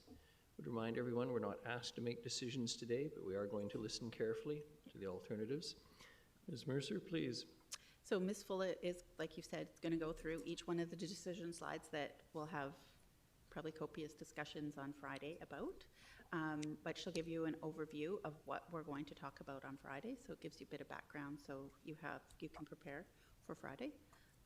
So I'm going to hand it over to Ms. Fullett and she'll walk you through them. Good afternoon, Mayor and Council.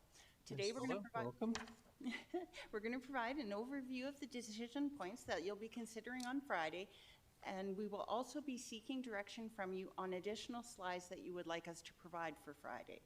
On Friday, the slides will be presented in a slightly different order, with the 2 slides that provide opportunities for budget reductions first, followed by the slides that would increase the budget if approved. For each decision point, we have provided a motion. I'm not going to go through the motions today. They're just there for reference, and then you can use them on Friday if you decide to move any of the motions. So first up, we have business cases. 4 business cases have been prepared for your consideration. The business cases have been provided to council in advance, and they are also available on the budget page of the city website for the public to view. The first business case is for the Community Safety Action Plan Strategy. In April, at the Governance and Priority Committee meeting, the Downtown Nanaimo Safety Action Evaluation and Strategy Alignment Report was presented. A business case was prepared based on a motion from that meeting, and it has been separated into 2 different components for you to consider.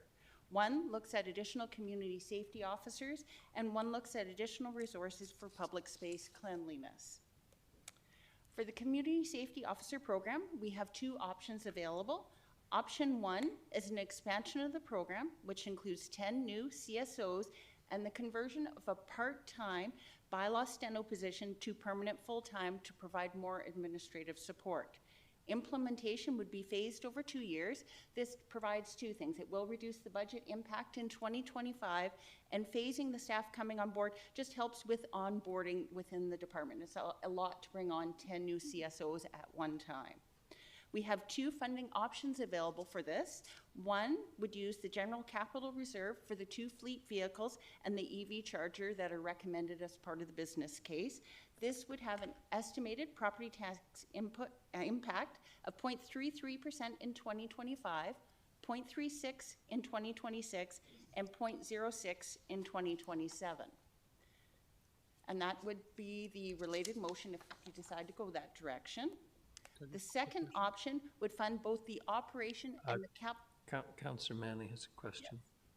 Yeah, sorry to interrupt, but I'm curious, are these 9 full-time community safety officers, are they already in the budget? They're already accounted? Through the chair to Councillor Manley, none of these decision points are in the draft budget. So the 9 new positions are not? Okay, thank you. No. Councillor Perino. Sorry, Your Worship, just to, I apologize. I did think that the community safety offers this initiative was part of the proposed 8.7.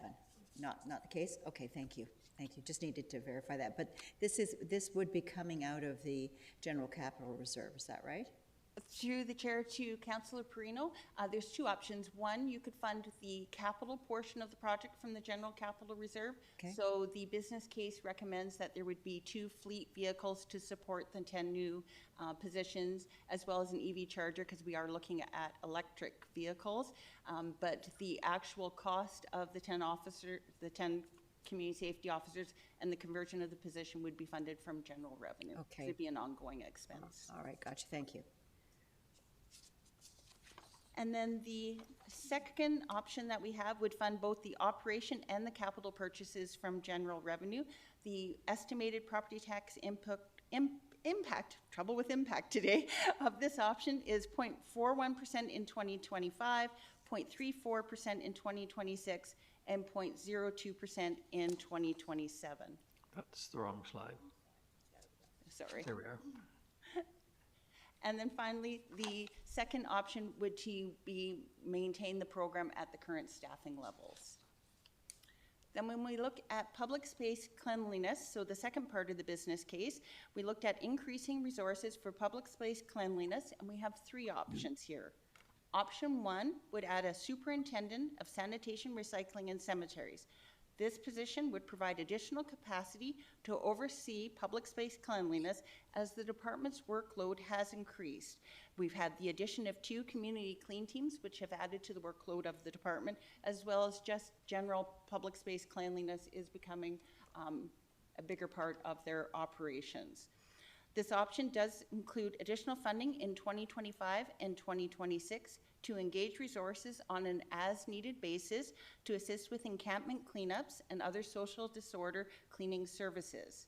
Under this option, staff would return in a future budget cycle if we need additional resources, such as additional clean teams, when it is determined there is insufficient capacity within the existing teams. The estimated property tax increase is 0.12 in 2025, 0.05 in 2026, and a reduction of 0.05 in 2027. And the reason for that reduction in 2027 is the additional contracted resources are for 25 and 2026 only, because then the intention would be that staff would return to council and provide an update on public space cleanliness and what their recommendations for additional resources are. The second option adds a 3rd community clean team and a superintendent of recycling and cemeteries, and this would be in 2026. Again, we have 2 funding options available. The first one would fund the required fleet unit and the roll-off bin from the general capital reserve. The estimated property tax impact is 0.21 in 2026 and 0.07 in 2027. The second option funds both the operating and capital costs from general revenue, so the estimated impact would be 0.35 in 2026 and a reduction of 0.06 in 2027, and that's of course because taxes would go up in 2026 to buy those capital items, so there'd be a reduction because it's one-time funding. And the third option is to maintain status quo with no additional staffing and no additional funding for contracted services. The second business case we have is for an assistant manager in financial planning. This position would provide additional capacity to address increasing reporting requirements, information requests, grant opportunities, and provide timely support to departments. The department would also take on the preparation of the quarterly report from the accounting services department, which would create additional capacity within that area. The position is also anticipated to help reduce overtime. There are two options for this business case. One adds the position effective April 1st of 2025 with an estimated property tax increase of 0.08 in 2025 and 0.03 in 2026. And the second option is to maintain current staffing levels. Ms. Fuller, I'm going to interrupt, and I don't like to usually, but this potentially would reduce the cost of what I will call, and it's not really overtime, but overtime that we're squeezing out of existing staff, in fairness. Is that? Yes, both financial planning and accounting services due to timelines and deadlines work a lot of overtime in a year. Supply chain management also has the same challenge within the finance department, but we hope once we get all the positions filled there, that would address that need. But yeah, we probably need more positions within finance to help with work-life balance, and so people do get actually a weekend. The third business case is for an assistant manager, current planning. With the substantial provincial legislative changes, such as Bills 16, 44, 46, and 47, the department has had to reprioritize initiatives to provide the rapid response required, including bylaw amendments and process adjustments. The assistant manager would add additional capacity at a senior level to the department to meet current and future expectations and demands. There is two options for this business case. One adds the position effective April 1st of 2025 with an estimated property tax increase of 0.08 in 2025 and 0.03 in 2026. And the second option is to maintain the current staffing levels. And the final business case that was prepared is for 12 additional RCMP members. This would be 4 members per year starting in 2025, and this is to address community growth and demand for police services. We have 3 options available for this business case.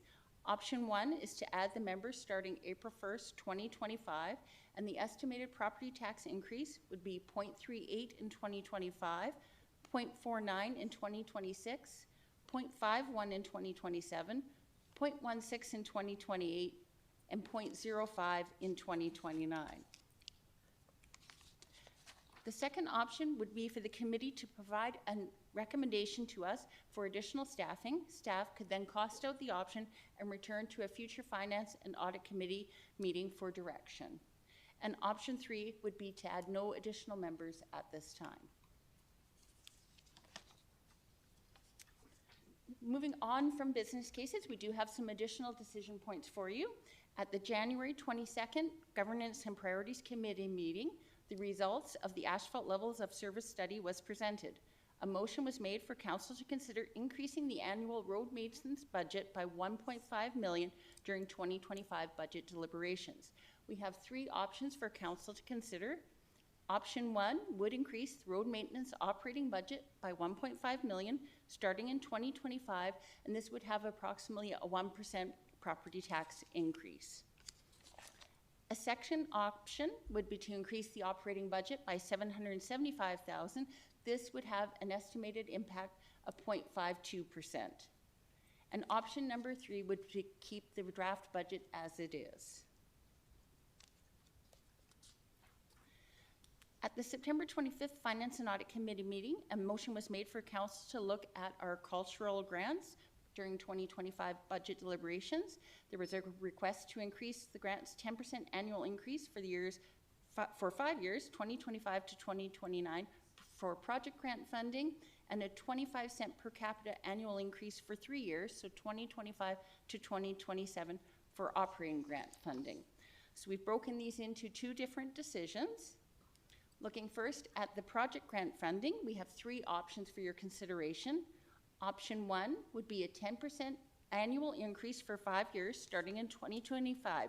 This would take the budget from $44,407 to $71,519 by 2029. This would have an estimated impact of about 0.003% each year. Option 2 would be a 10% increase effective 2025. The budget would increase from $44,407 to $48,848 and would remain at this amount for the remainder of the financial plan. The impact of this would be approximately 0.003. And of course, the final option would be no change to the budget. For the operating grant funding, we also have 3 options. Option 1 is a 25-cent per capita annual increase for 3 years. The rate would increase from its current $3 per capita to $3.75 per capita by 2027. The estimated impact is 0.02 for 2025, 2026, and 2027. Councillor Gesselbrock has a question. Thanks. I just had a question about the manager for current planning.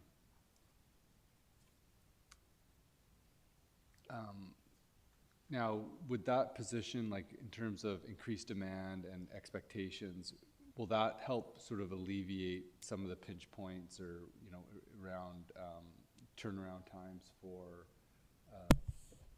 development and building permit approvals, or is it just other? Yeah, I'm just curious on that.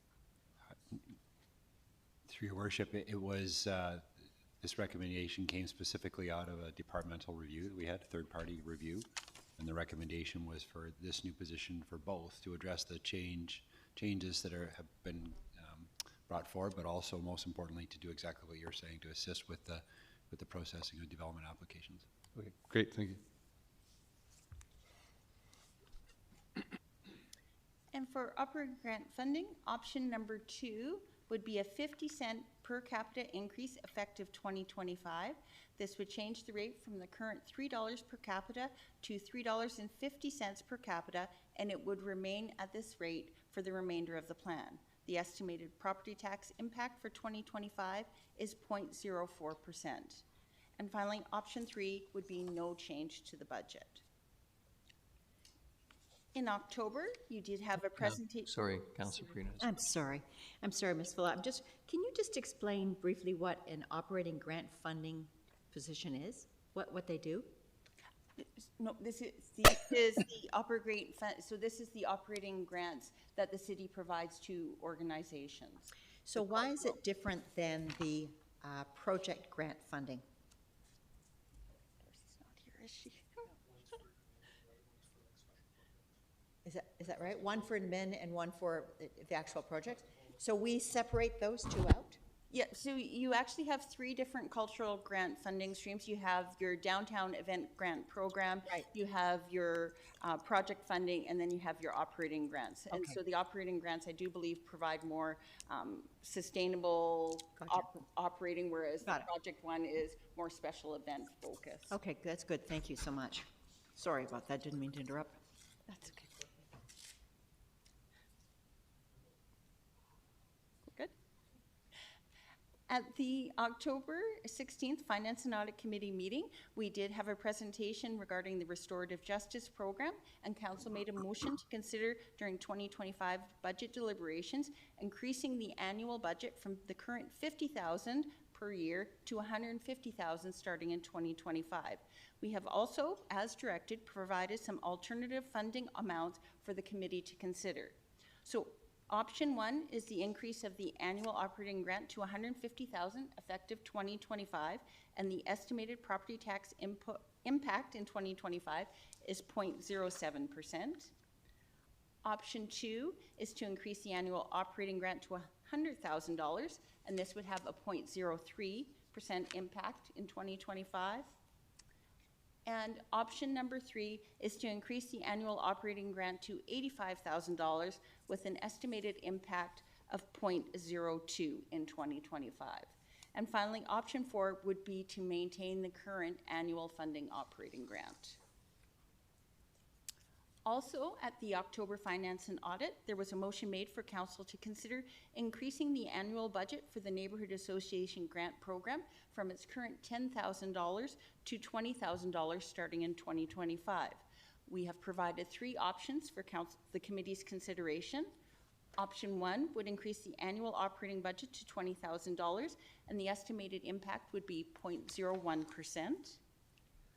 Option 2 would be to increase it to $15,000 with an estimated property tax impact of 0.01%. And option 3 would be no change in the annual budget. Then, as you heard this morning, the Nanaimo Prosperity Corporation has asked the committee to consider increasing their base funding effective 2025. We have 3 options for your consideration. Option 1 increases the funding from the current $515,850 to $815,500, and this would have a property tax impact of 0.2%. The second one would be to increase their base funding to $665,000. This would have a 0.1% impact. And option number 3 would be to maintain base funding at $515,850. So then we also have 2 options for Council to reduce property taxes. The first one is the RCMP contract. So in the 2025-2029 draft financial plan, we have the RCMP contract currently at 95% in all years to do a history of vacancies and to minimize surplus. In 2024, we did budget the RCMP contract at 92%. For 2025, we do have 3 options for Council to consider. 1 would be to budget the contract for 93% in 2025 and then 95% for the remaining years. This would result in a 0.53% reduction in 2025 and a 0.48 increase in 2026. Alternatively, we could budget the contract again at 92%. This would reduce property taxes 0.8% in 2025 and be an increase of 0.73 in 2026, or we can keep the budget at 95%. And of course, any choice you make here, we would come back next year during budget deliberations, and this is one I think that every year Council probably would want to have a look at. And so, yes, it would show an increase in 2026, but we would evaluate based on what's going on with staffing again in 2026. And Councillor Perino has another question. Sorry, Your Worship. Ms. Fuller, we are at 92% for this year, for 2024, right? And how have we done as far as the numbers were concerned? Through the chair to Councillor Perino, we will be bringing the quarterly report to next Wednesday's Finance and Audit, but right now we're targeting to be slightly under budget for the RCMP contract. Slightly under budget? Yeah, about, I think off the top of my head, I'm going off there, I think it was about 116,000. Okay, so what would you recommend then in this particular case? 92, 93? Through the chair to Councillor Perino. Wait till Friday. On our decision slide on Friday, our recommendation is the 92%. Okay, thank you so much. Stop trying to open the Christmas present. I know, I'm sorry. Tell us exactly where we're at. Thanks.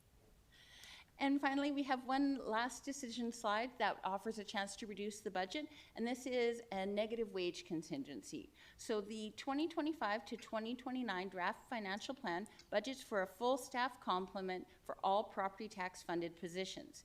In recent years, the city has had a higher rate of staff vacancies, which has resulted in a surplus for wages and benefits. To help minimize this surplus, we could have a negative wage contingency. And this would account for some of the vacancies that occurred during the year. So we have 3 options for your consideration. One would be a $750,000 negative contingency. This would have a property tax impact of reducing property taxes by 0.5% and increasing it by 0.46 in 2026.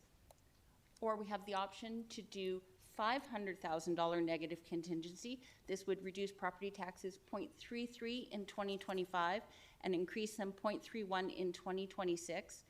Or option 3 would be to leave the budget without a contingency for vacancies.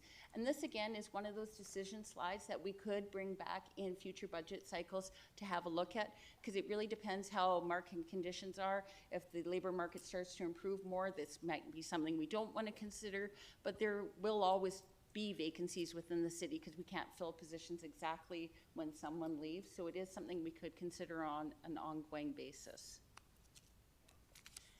And then finally, we are looking for direction from the committee on additional slides that you might wish us to prepare for your consideration on Friday.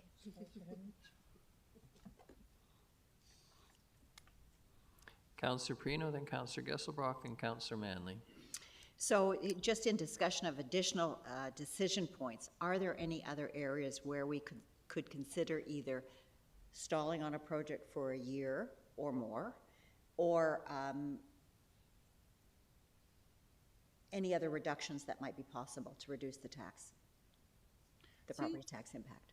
Through the chair to Councillor Perino, so delaying a project wouldn't reduce your property taxes, because property taxes, you have base funding that you put towards projects. So if you delayed a project, that wouldn't impact, we would use that base funding for another project. Okay. So if you wanted to reduce property taxes related to projects, that means then that you would want to reduce the base funding that you're providing for projects. And one of the things you'd want to keep in mind with that is our 20-year investment plan and looking at our infrastructure funding gap was based on that level of funding from property taxation. Okay. So making that change would have an impact on our infrastructure funding gap. So not to say you can't do it, but that would be what you would want to keep in mind. It's not really about delaying the project, it's about what you want to contribute to projects and the impact that would have on our infrastructure funding gap. Okay, so my only other question, hearing that, is are there any other areas where we might be able to Oh, I think council's got to rely on staff here. I'm sure they've tipped the couch twice or 3 times at least to see. Mr. Lindsay. Your Worship, I think that's somewhat of a difficult question to answer. I think council could look back on the additions that you've made over the last 4 to 6 years and see whether we want to reconsider any of those. I guess that would be a starting point if you were looking at considering further cuts to the budget. Okay. I think as it's been mentioned here, we struggled for many years with $8 million is what we based. It's $8 million that we put into our capital. 8 million was our starting base, and we'll be at 8.82. So we were at $8 million for many years to put in our capital from general revenue, and what that means with the escalating price of materials, as I was mentioning the other day, is we actually end up doing, less with the same amount of money. So just in the last couple of years, we've been slowly increasing that amount of capital, but it does. And to your question about projects, I do want to assure council that when we come and look at all our capital projects that use that funding, staff are always looking at what can we push out additional years. Yes. What can we get? The roof on Bevan is one that's always brought up. We've pushed that out, pushed it out. We're beyond the push out stage. We're beyond the projected time frame for that roof, a roof of that type. So it's at the point now where we need to do something. We need to do those repairs, but staff are always looking at, which projects can we fit within the funding envelope and which projects can we risk manage out a little bit further. And that all makes sense. My only comment is that, as a council, we're trying to reduce the taxes as much as humanly possible to minimize the effect on our taxpayers. And so that's, trying to find those options about where we can and where we can't. That's my 2 seconds. So the 2 recommendations that you have, and yeah. as Ms. Fuller has mentioned, we'll start off Friday with those being our recommendations. So that will actually bring taxes down 1.3%. So it'll bring you down from the 8.7 to 7.4 to start the day. So you'll be down. That'll be our 2 recommendations, and then before council starts considering the other requests. Okay, thank you so much. I appreciate that. Keeping in mind, everyone, that it's not real money. We're simply banking on the costs not being as high in the coming budgetary year. And if in fact they did increase, it would narrow our surplus to whatever figure it will be narrowed to, and which means we won't have a surplus from that taxation year to pass over for use in another year. That's right. So that's, it's not a figure in a book only, but it is in some sense a figure in a book. Councillor Gesselbrock, then Councillor Manley. Thanks. I did have a couple questions just on projects and looking there, potentially reducing the amount that we're putting into projects. And if we identify projects that we would want to postpone, can we, that are in there, like, I mean, one area that did jump out to me where we put a lot of energy into, and you know, maybe council's not interested in it, but is like the stadium district, and like things like changing out the infield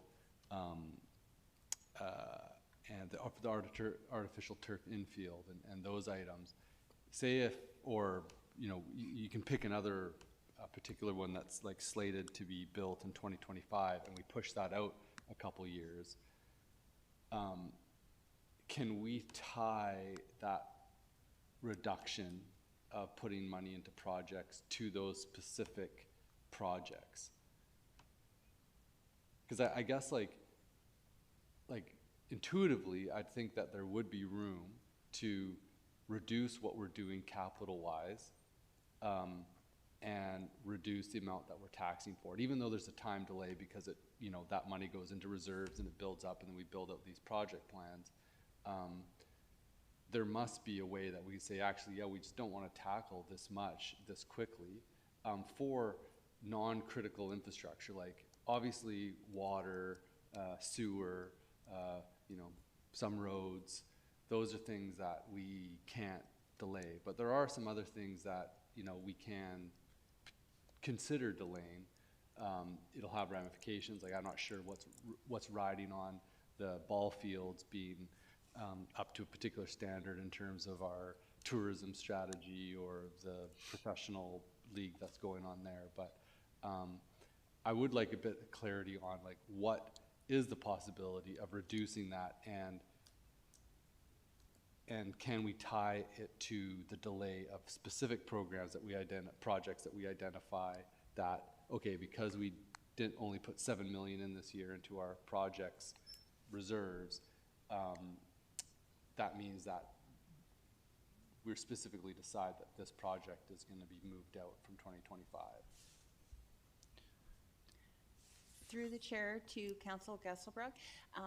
So it's really two different things. If there is projects that council would like to delay in the plan, you can provide that direction to us and we can move the projects out in the plan.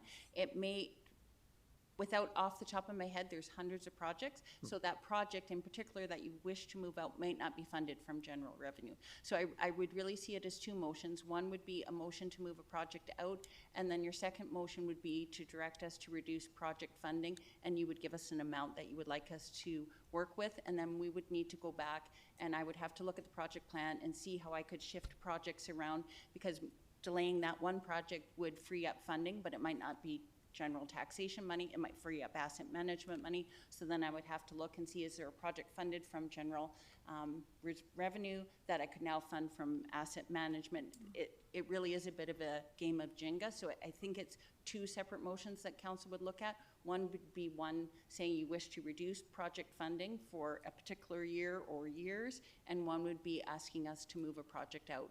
And then we can definitely move a project out, no problem there. And then we'd come back to you with, okay, if you want to reduce base project funding, here's the impact. We might have to cancel a different project that wasn't your intention, because it just depends how we can move money around. Mm-hmm. And it would require you to go back. I mean, it's just complex. Like, there's all these different reserves, and then they need to be topped up at certain rates, and it's tied into this larger thing. I guess, like, my concern is, like, because of the complexity of it, are we building a system that is difficult to sort of, like, adjust the pacing, or we're just, like, under such duress of deficit? But there are some items in there that do look like they're less essential.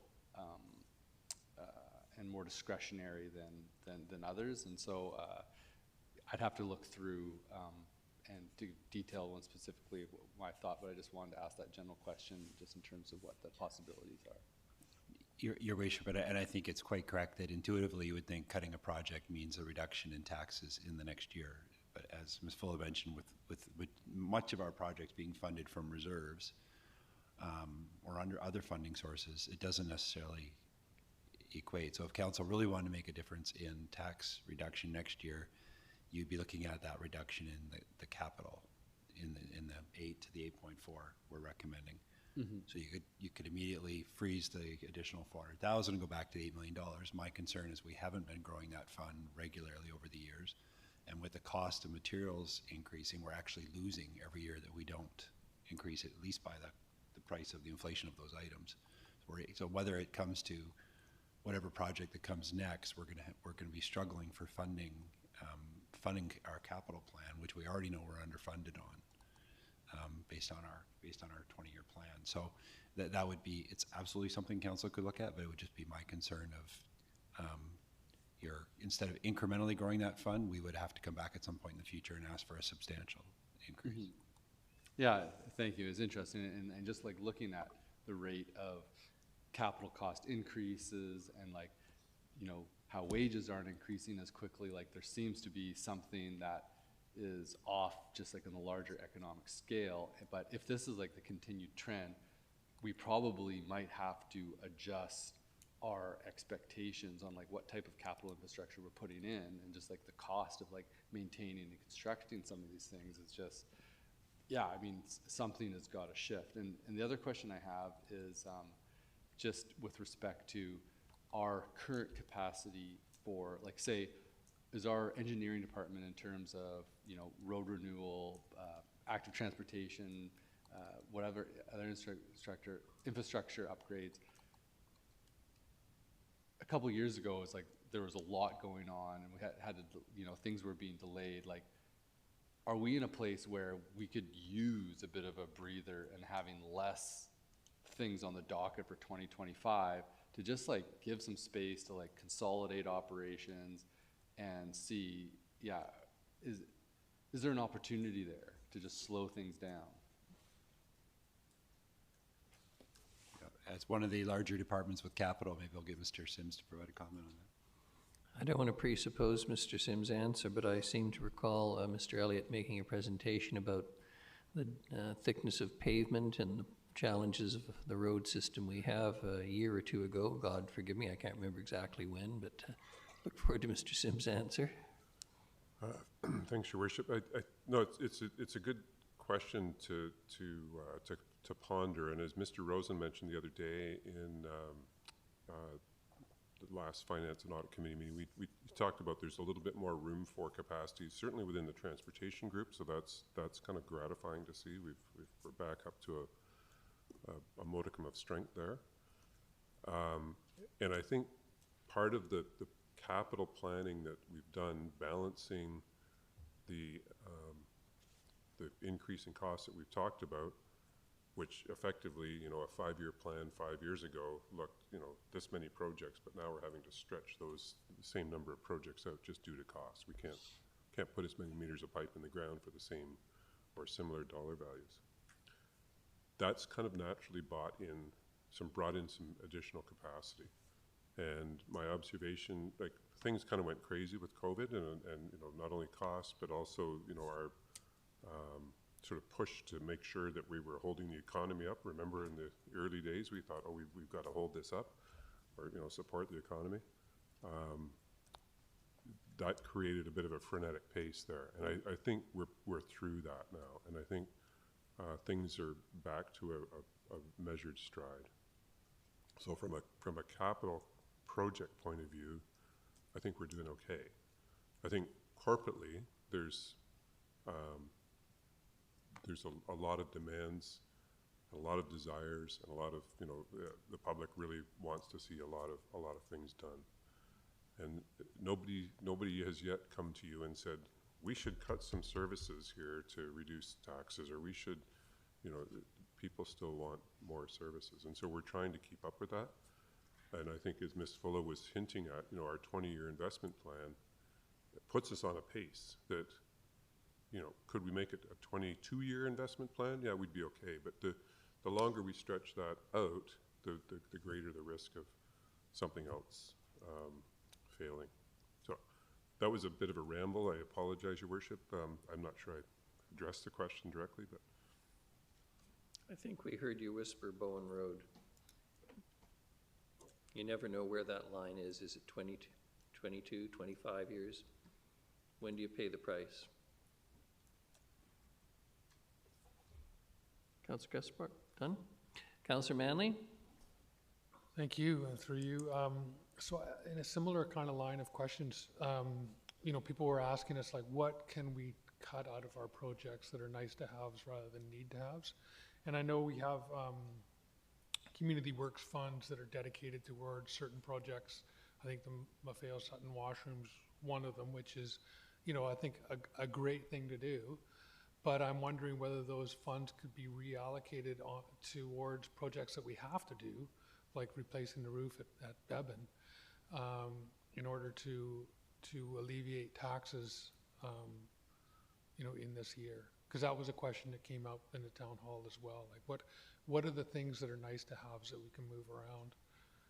And so I'm curious whether when we go through that process with Community Works, whether we're bound to that project now, or whether there's flexibility on what we can do. Through the chair to Councillor Manley. So the Maffeo Sutton washroom is actually being funded from the Growing Communities Fund, which is that grant funding that we have to spend by March 2028. We potentially, I think, I don't think we've spent that much money on that project. A lot of times with Community Works and the growing communities, you can't spend money and have no asset to show. I don't know that they've spent that much money on design yet for the Maffeo Sutton washrooms, so we might have to change the funding source for the funding that's been spent to date on design. But yes, it is something we could look at, pausing that project or moving it out, and you could fund a different project from there. From Community Works, we're funding a portion of the Beban Complex roof. So not all of the roof project, but a portion of the roof project is coming from Community Works. We are also funding a sewer DCC project from Community Works in 2025. We are funding a improvement at the Rotary Bowl related to the high jump. I believe they're relocating the high jump, but I'm sorry, and there's no one here from PRC, but I'm sure on Friday someone could speak to that further. And then in 2026, we are using funding from the Community Works Fund for improvements on Norwell Drive, so the roundabout and the cycling lane and some other improvements that are happening on Norwell Drive. Okay. Your Worship, can I just add to that a little bit? And just going back to the conversation we had the other day about what the budget drivers, I think it's important to reflect on that. So the 8.7%, whether it's 8.7 or 7.3, the budget drivers pushing for that increase are half of that is protective services, so including, and about half of that, so about a quarter of the overall increase is because of the 20 new firefighters. The other quarter of your budget increase is because of the RCMP contract. The other quarter of that is because of the agreements you already have with CUPE and your agreements there, your employment agreements. So that leaves about 1/4 of the increase, and half of that, so about 1%, is asset management increase, and the other 1%, so a very small portion of the overall budget increase, is for everything else, including increases to capital. So we could, a reduction in your capital budget is an option, but we're basically losing ground by doing that, because this is, with the exception of protective services and wages and benefits and asset management, this is almost it's a very small increase for everything else. So a reduction would actually, with the cost of everything increasing, the ability for us to do projects actually takes a step back if we decrease these numbers. Yeah, thanks for that. So I just, I'm just hearing the questions from the community and trying to just see how we enunciate that answer, because we didn't really get deep into that at the town hall. The other question I have is just, so there's a number of options here. Number one, options that increase taxation. Is there a calculation on what all of those, if we went option one on all of them except for the ones that decrease, what would we be looking at for an increase added to the already 8.7 or whatever? Is there a quick calculation? If not, we can wait till Friday. So if we, through your worship to Councillor Manley, if we did all of the business cases and all of the other decision slides, you'd be at around 9.6%. Okay. Thanks. Councillor Gesselbrock? Thanks. I got two questions. One, back to the project. So the $8 million that we're putting in to the reserves for projects. Now, say if we wanted to decrease the budget by 1% from our contribution to projects, so we move it down to 6.9% that we're putting to projects just for this year. The next year, we would either have to put it back up to what it was at or where we'd want it. So that would be a 1% increase the following year, or we leave it down and then we would be down, $30 million by the time we went to the end, or $20 million by the time we went to our end of our 20-year plan, correct? That's correct. Through the chair to Council Gesselbrook, correct. You would need to provide direction if it was a one-time reduction, so for 2025 only. So if you were looking at a 1% tax decrease, you'd have to cut project funding by approximately 1.5 million.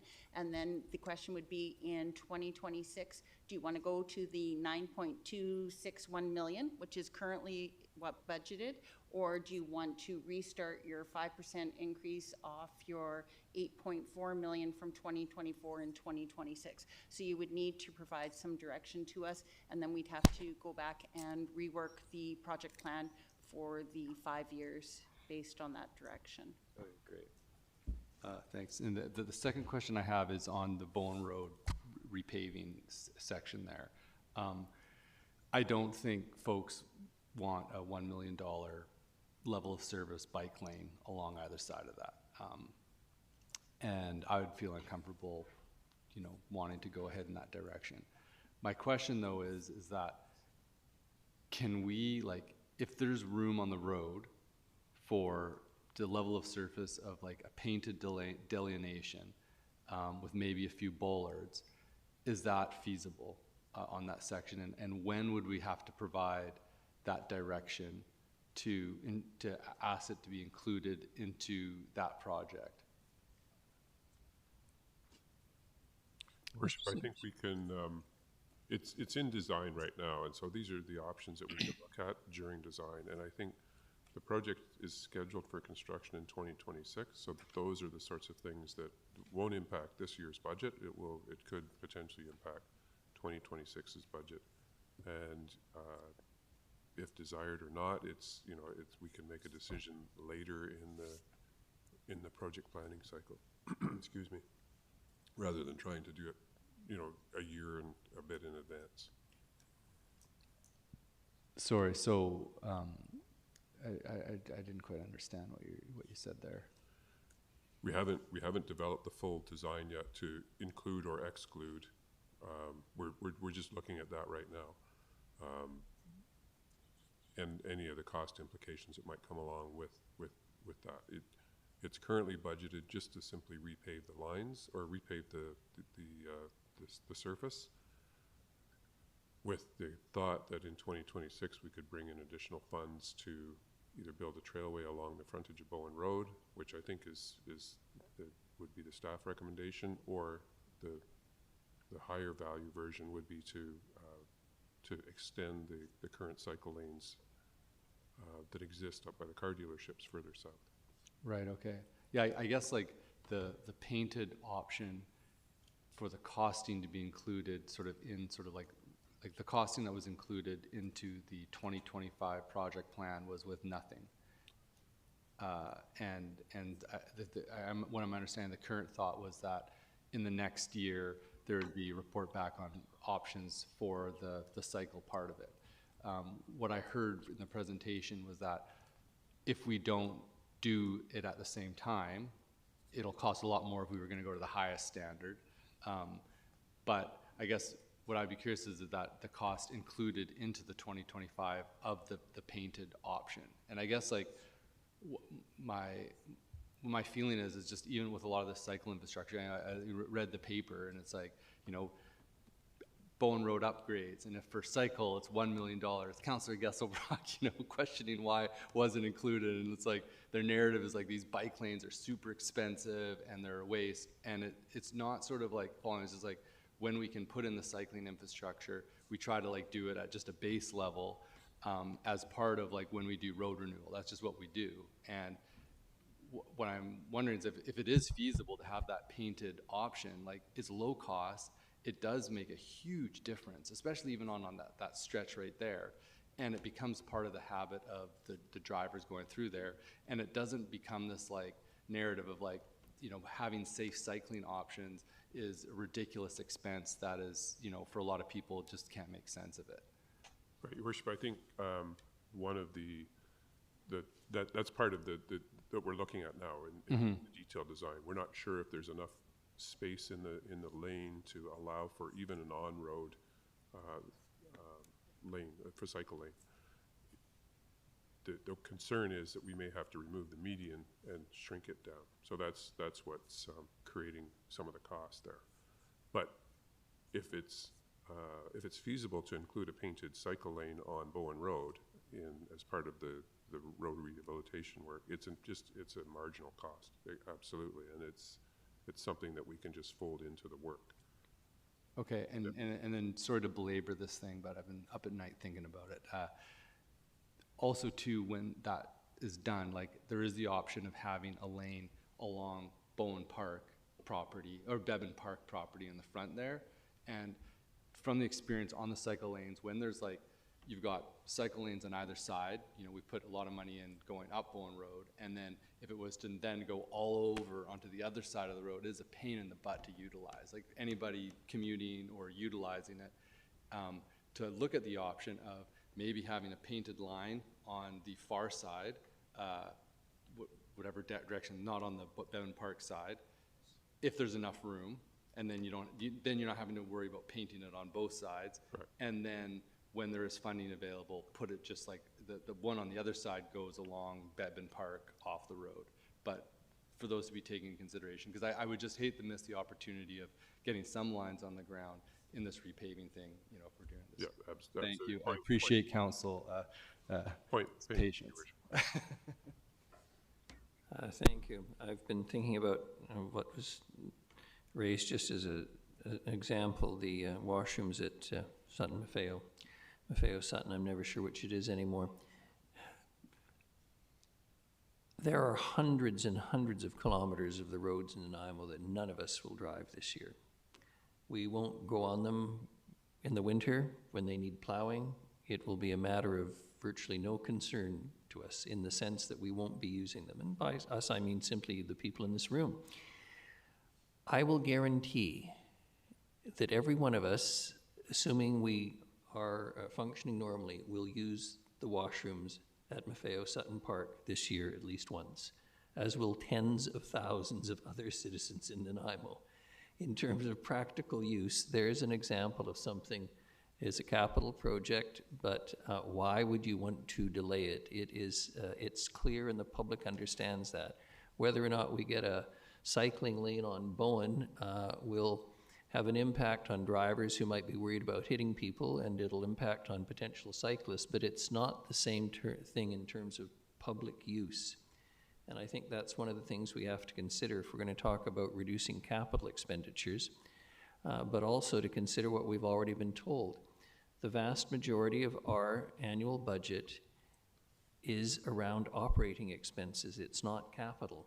And trying to shave capital and find much money there is going to be, as Ms. Full has pointed out very correctly today, a pretty challenging proposition because much of what we do is funded by reserves which have been established through taxation collected in previous years and contributions made. So we could spend an awful lot of time doing that. I mean, if we really want to talk about cutting expenditures, then single out the group in town that you want to tick off, because that's what it will really involve, in my view. You're going to have to focus on something specific that is meaningful in terms of its annual expense. Shut down one of the arenas, shut down one of the pools, shut down some large public facility that employs a number of people, that keeps staff employed, and that provides what many in the public who use it, a very necessary service. So this is the challenge we face, and I hope the public's listening. I'm not suggesting we close a pool or an arena or a rink, or just, do we stop servicing certain roads in the city for a year or two? This is a real challenge, and I'm appreciative today of the suggestions that staff have brought forward, because this represents the collective wisdom of people working for months just to get us to this stage. We have an opportunity to reduce what was announced as the potential increase, the 8.7, down to 7.4 as a result of a 1.3% reduction, with taking into account that maybe we don't fill the positions and the RCMP budget doesn't go to the extent, but that's still a 7.4% increase. Now, one of the councillors says it's huge. It's substantial, but when you look at it in the cost of an individual household, it's not that substantial. But we were asked the question, and there's certainly time, but where is it that we can realistically come up with an example that satisfies direction from council and other decision points to be included in December 6 deliberations, assuming the decision points don't include adding some other positions? What is it specifically that any one of us, given all the emails we receive, et cetera, are we going to rely on as a sensible suggestion that is practical and feasible and won't set the torches alight and see the sharpening of the pitchfork? So I'm open to anything that I think is reasonable, but I must say, as a general proposition, capital expenditures, I think, are a bit of a waste of time because staff have been stretching the dollars, as Mr. Lindsay pointed out, stopped funding significant increases in it some time ago. Costs have gone up enormously. What are costs up roughly in construction since 2017? Is it 50%, Mr. Sims? I think, yeah, easily 50%, Your Worship. So I look forward to whatever council can come up with, but I'm not hearing things that I think candidly, and I don't mean to be unkind, that I candidly think are realistic in terms of reducing expenditures. Councillor Gesselbrock, well, no, I'm going to go to Councillor Manley. Councillor Gesselbrock, you've had a couple of times, we'll go to you last. We'll go to Councillor Manley. Oh, I just wanted to follow up on your comments. There's no way that I can know without asking those questions. No, I wasn't suggesting. So that's what I'm doing, is I'm just taking what I hear from the community and just asking those questions of staff so I could be better informed, so that we can all be better informed about what is possible. I have no idea what kind of direction we can give staff until I've had questions asked and answered. So that's the intent here. And I hear you. The washrooms at Maffeo Sutton, I can think of some words for them. It is, they're, we could be putting porta potties in for events, but they really do need an update. And I would love to see the bandstand have some insulation in the roof too, so it doesn't sound like a tin can. When for the performers who are in there, it sounds like you're inside a tin can because of the way the echoes work. And so that's a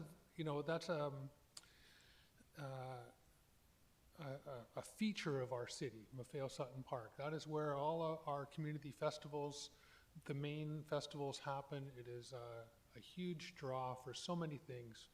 The Marine Festival, Silly Boats, Canada Day, et cetera, et cetera. And so it's an important update, and I just wanted to ask those questions to get some clarity, that's all. Any other questions, comments, suggestions?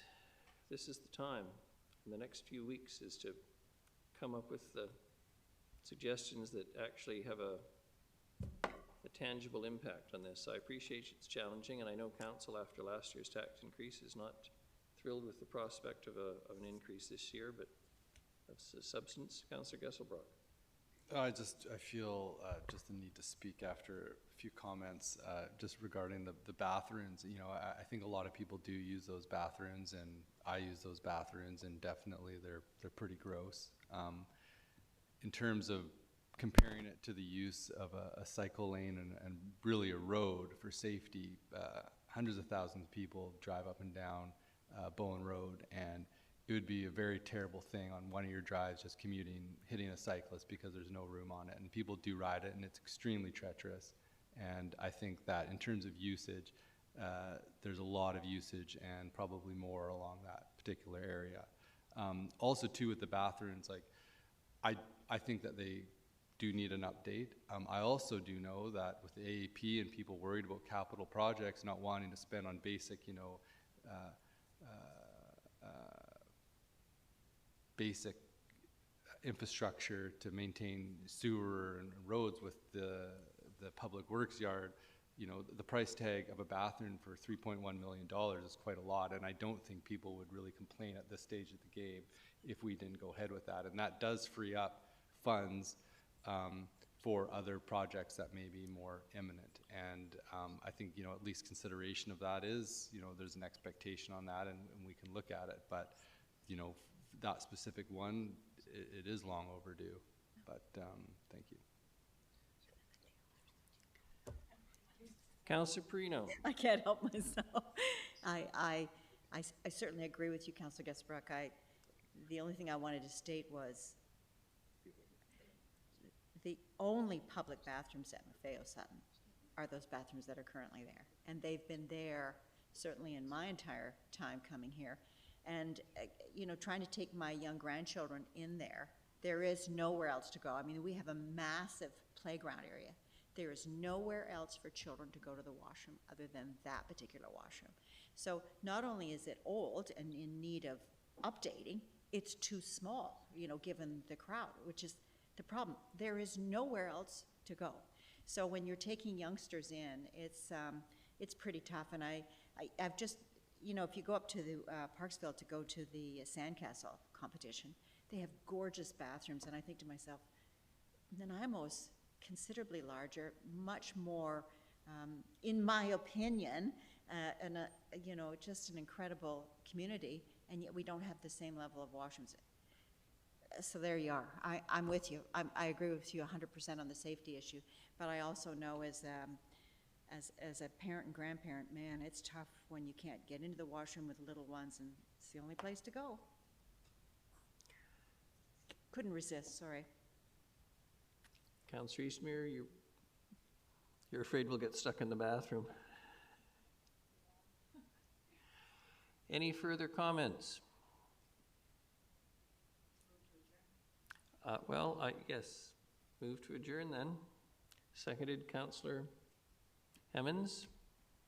All those in favor? Any opposed? None. Motion carries. Thank you very much to staff for this today. This has been an interesting discussion, but I think we're all conscious of the challenges we face.